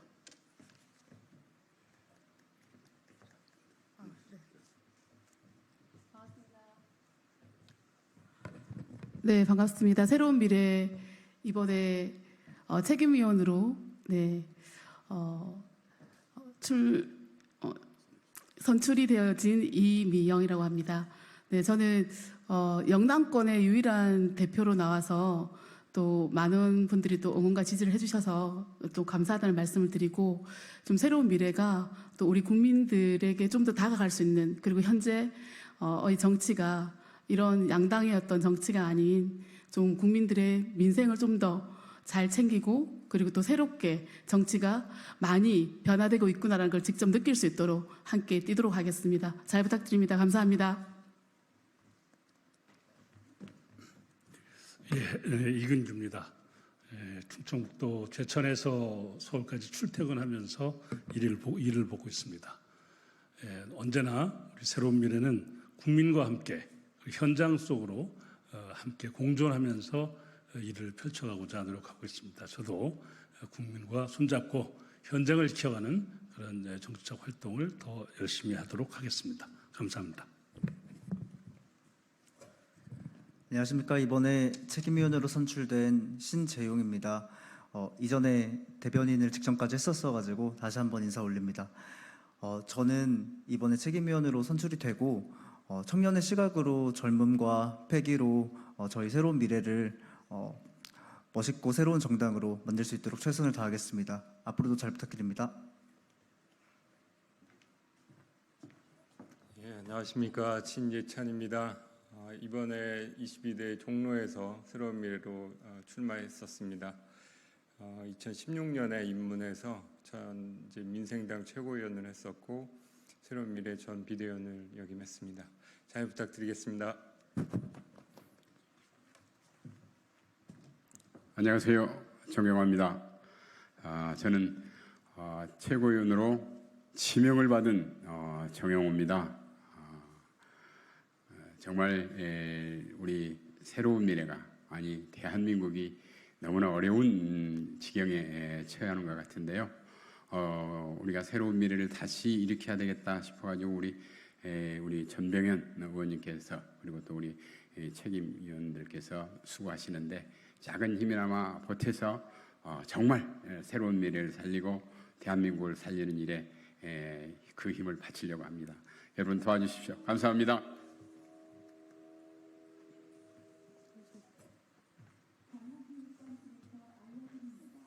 안녕하세요. 사무총장 남평호입니다. 기자 여러분들 불편하지 않도록 새로운 미래 열심히 노력하겠습니다. 새로운 미래는 여러 정치 세력이 우리 인류 문제, 국가의 문제를 해결하고 하지만 어느 정치 세력이든 제대로 잘 해결할 수 있는 세력이 없습니다. 새로운 미래가 그 문제점을 제기하고 한국의 문제, 인류의 문제를 해결하는데 조금이나 보탬을 될 수 있도록 우리 전병헌 대표 체제가 그걸 해결할 수 있는 힘이 되도록 조력할 생각입니다. 감사합니다.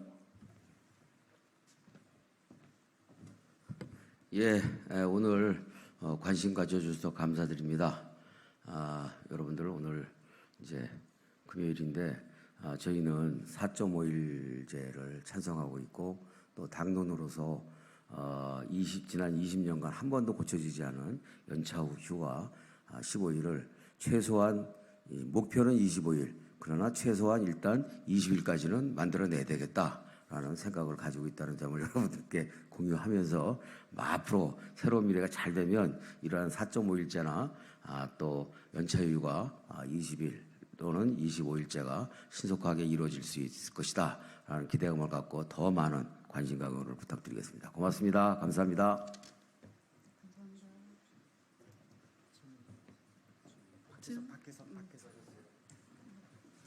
감사합니다. 감사합니다. 이겁니까? 이거.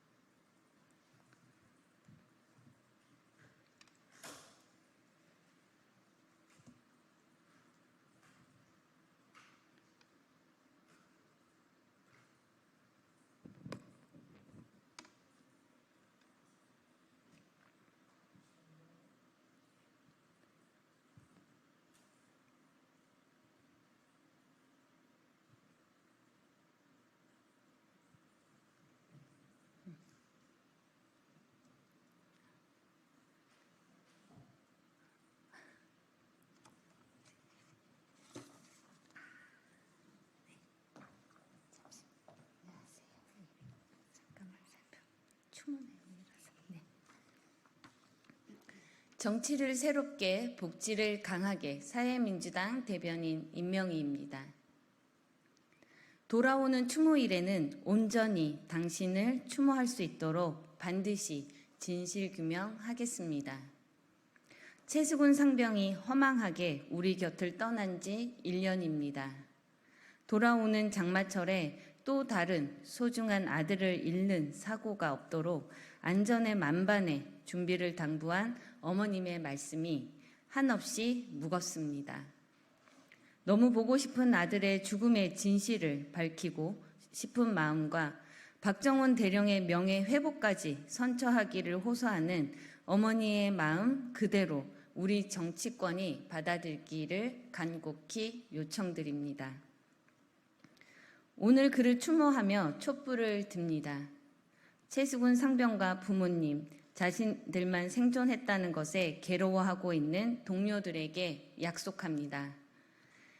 자기의 과오를 숨기기 위해 비겁한 권력 뒤에 숨은 자들, 숨기는 자들에게 무거운 책임을 묻겠습니다. 국정농단으로 대한민국 헌법 질서를 무너뜨린 자들의 최후를 꼭 지켜봐 주십시오.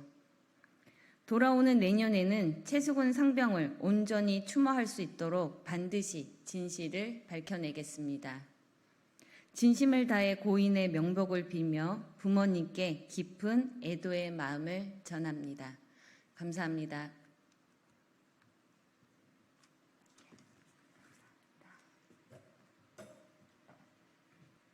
안녕하십니까.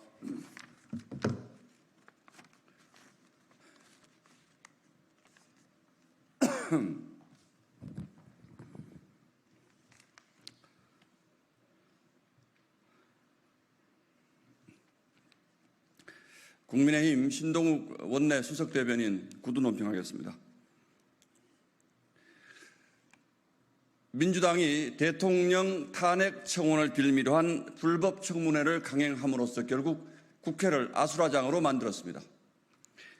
정청래 법사위원장은 이것도 모자라 항의하는 국민의힘 의원들에게 발언권을 뺏겠다, 퇴장을 명령하겠다고 하는 등 마치 왕처럼 군림했습니다. 오늘은 고 최상병 순직 1주기가 되는 날입니다. 여야 정치권과 국민 모두 엄숙한 추모와 진상규명 노력으로 고 최상병의 고귀한 희생을 기려야 할 것입니다. 하지만 민주당은 다수의 폭거를 앞세운 불법 꼼수 청문회를 강행함으로 죄송합니다. 처음부터 다시 하겠습니다.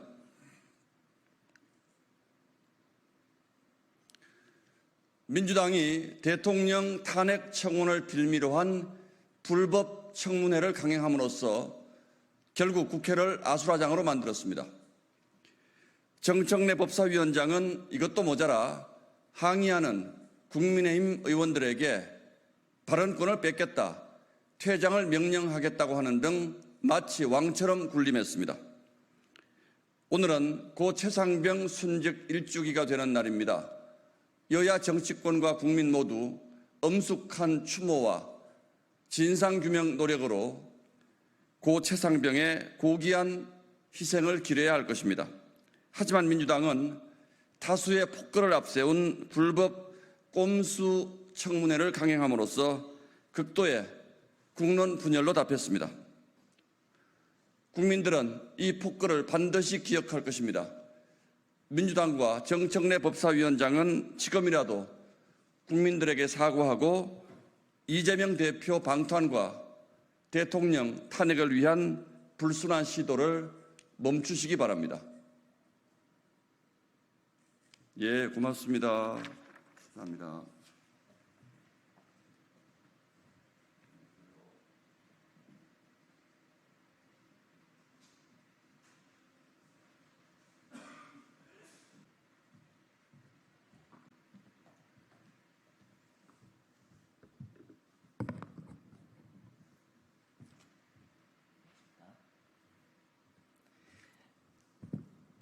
개혁신당 부대변인 정국진입니다. 원전 수주, R&D 삭감 여당과 탈원전 외치던 야당 모두 반성해야 합니다. 라는 제목의 논평 발표해 올리겠습니다. 프랑스를 제치고 수주한 체코 원전의 쾌거가 전해졌습니다. 2022년 2월 EU 텍소노미를 통해 친환경 에너지로 인정을 받은 원자력입니다. 원자력 인력의 꿈을 꺾는 각종 회방에도 노력을 게을리하지 않았던 대한민국의 과학기술자들이 아니었으면 이 쾌거는 없었을 것입니다. 이를 업적으로 자랑하기에 바쁜 윤석열 정부와 여당의 마음은 이해하지만 반성도 필요합니다. 과학기술 연구개발 예산을 무차별 삭감한 것이 정부 여당입니다. 원전 인력이 2030년 최대 2만 명 부족한데 무분별하게 의대 정원을 증원하면서 인재 수급도 장담할 수 없습니다. 대통령의 말대로라면 과학기술에 목숨 걸어야 한다는데 실제 정책은 우왕좌왕, 좌충우돌인 현 정부가 걱정입니다. 소형 모듈 원전, SMR 개발 등 각종 원전 관련이다 싶으면 예산을 모조리 삭감한 민주당은 어떻습니까? 이번 경사에도 불구하고 고작 원전 수주를 대통령 치적으로 돌리지 말라는 말만 할 뿐입니다. 국민들께서 민주당에게 듣고 싶은 이야기는 탈원전이 옳다고 지금도 생각하는지 여부입니다. 이재명 전 대표는 지난 대선 중에 탈원전 아닌 감원전이라고 했습니다. 이게 대선 과정에서 표를 얻기 위한 단순한 빈말이었는지 혹은 진심이었는지 모르겠습니다. 2022년 2월 당시 문재인 대통령은 향후 60여 년 동안은 원전을 주력으로 충분히 활용해야 한다고 말한 바 있습니다. 그렇다면 지금이라도 민주당은 원전 관련해서 명확한 입장을 밝히는 것이 순리입니다. 거대 양당이 EU 텍소노미 기준에 따라 국회 통과가 필요한 원전 관련 고준위 특별법의 미온적인 것도 지적 대상입니다. 양당 모두의 각성과 성찰을 촉구합니다. 감사합니다.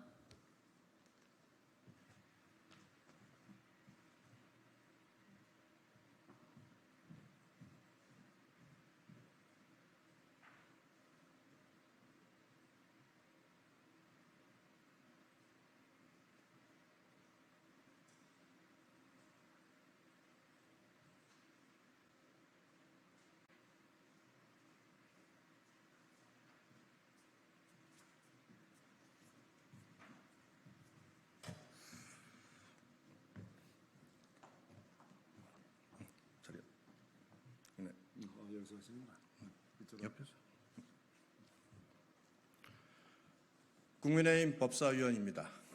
오늘 오전 중에 발생한 사태에 대해서 국민의힘 입장을 말씀드리겠습니다. 국민의힘의 정당한 항의마저 무참히 짓밟고 지나간 민주당의 폭력적 행태에 대해 단호히 대응하겠습니다. 오늘 국민의힘 의원들은 불법적이고 위헌적인 청문회에 대해 정당한 항의를 했으며 폭력적인 행동은 전혀 없습니다. 민주당은 이를 폭력적 시위로 왜곡하며 사실을 과장하고 있습니다. 오히려 민주당 법사위원들이 무리하게 회의장으로 진입하면서 국민의힘 의원 여러 명을 밟고 지나가 부상을 입혔습니다. 현재 해당 의원의 부상 경위를 파악하고 있으며 그에 상응하는 책임을 반드시 물을 것입니다. 민주당이 주장하는 국민의힘 의원들이 법사위 회의장에서 집단 폭력을 행사하고 법사위원들과 취재진에게 피해를 입혔다는 주장은 전혀 사실이 아닙니다. 국민의힘 의원들은 법사위 회의장 앞에서 좌정한 자세로 불법적인 청문회에 대한 항의를 진행하고 있었습니다. 국민의힘 법사위원들은 청문회 개의 전 정청래 위원장 면담을 요구했지만 야당 법사위원들은 문을 걸어 잠그고 면담 자체를 거부했습니다. 이러한 상황임에도 불구하고 민주당은 국민의힘의 정당한 항의를 집단 폭력행위로 규정하고 오늘 발생한 사건에 대해 특수공무집행 방해죄와 국회법 위반죄를 운운하며 고발까지 검토한다고 합니다. 국민의힘은 이러한 부당한 고발에 대해 단호히 대응할 것이며 민주당의 허위 주장에 대해서도 강력히 대응할 것입니다. 참고로 오늘 그와 같은 민주당의 폭력적 회의 진입을 위해서 무리하게 행동하다가 우리 당 의원이 피해를 입은 진단서입니다. 이상 마치겠습니다.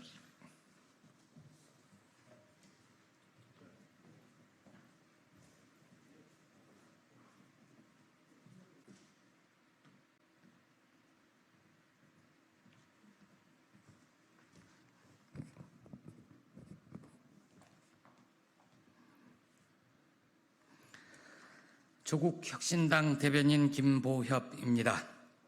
국민의힘은 용역깡패인가? 라는 제목으로 논평하겠습니다. 국민의힘 의원, 보좌관, 당직자들이 국회 법사위원들의 회의장 출입을 막는 과정에서 박은정 조국혁신당 의원, 전현희 더불어민주당 의원이 다쳤습니다. 법사위원들이 회의장에 들어가려는 것을 국민의힘이 물리력을 동원해 막은 것입니다. 누가 직접적인 위해를 가했는지는 CCTV 영상 등을 통해 확인될 것입니다.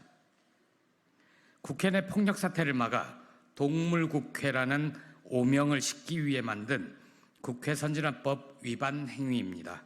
중대 범죄입니다.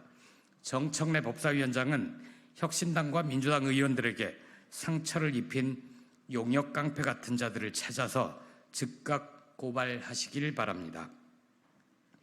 국민의힘이 유발한 폭력 사태는 국회에서 벌어진 폭력 행위를 제때 법에 따라 처벌하지 않았기 때문에 또 벌어진 것입니다.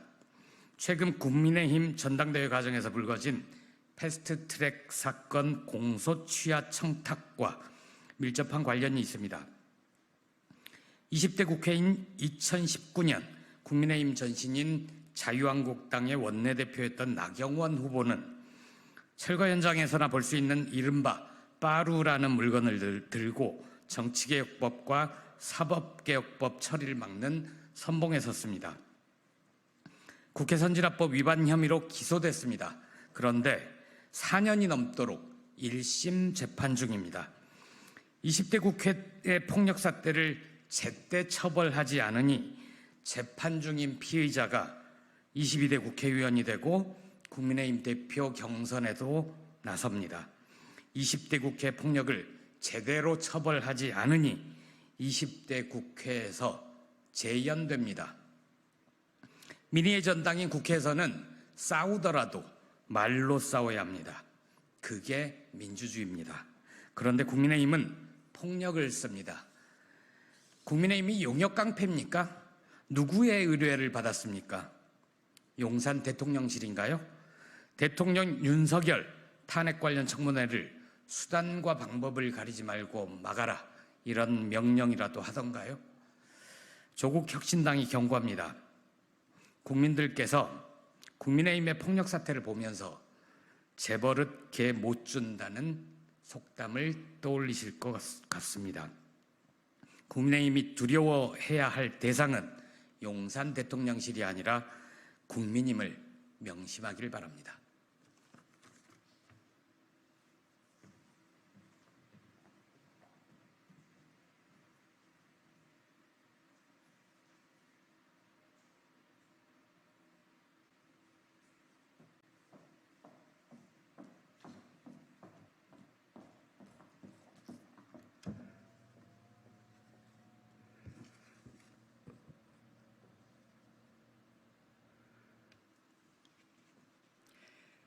브리핑 시작하겠습니다. 더 빠르게, 더 강하게, 더 선명하게 행동하겠습니다. 조국혁신당 대변인 강미정입니다. 헬기 이송 조사하겠다는 건희 권익위는 제 무덤 파기를 멈추라. 국민권익위원회가 이재명 민주당 대표 후보의 이른바 헬기 이송 특혜 논란에 대한 조사에 착수했다고 합니다.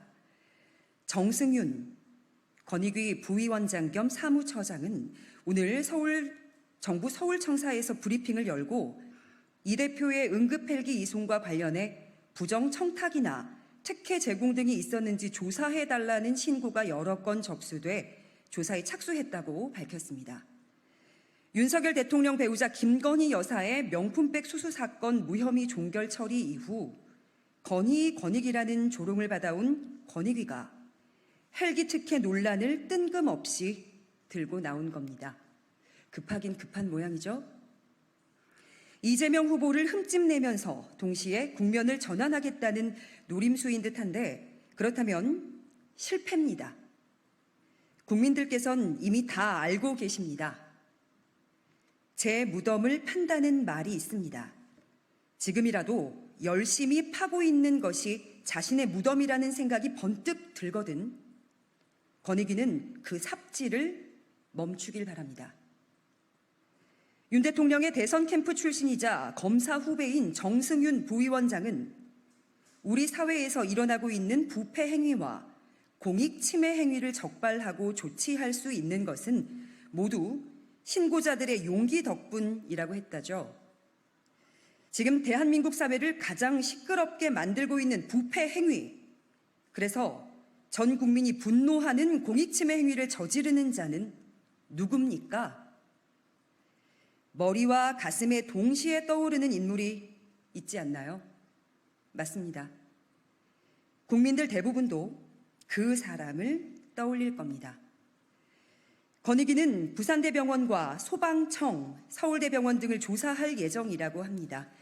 12구 이태원 참사의 진상규명을 하겠다면서 이태원역을 압수수색해 비웃음을 샀던 경찰청 특별수사본부의 전철을 밟지 않기를 바랍니다. 조국혁신당이 경고합니다. 충성을 다하는 박민의 방송 KBS도 청문회를 앞두고 있는 이진숙 방송통신위원장 후보도 검찰도 경찰도 V0와 V1에 대한 충성 맹세를 멈추지 않습니다. 얼마 남지 않았습니다. 국민의 편에 서지 않고 정의를 외면한다면 열심히 삽질하고 있는 바로 그곳이 당신들의 무덤이 될 것입니다. 여기까지 하겠습니다. 고맙습니다.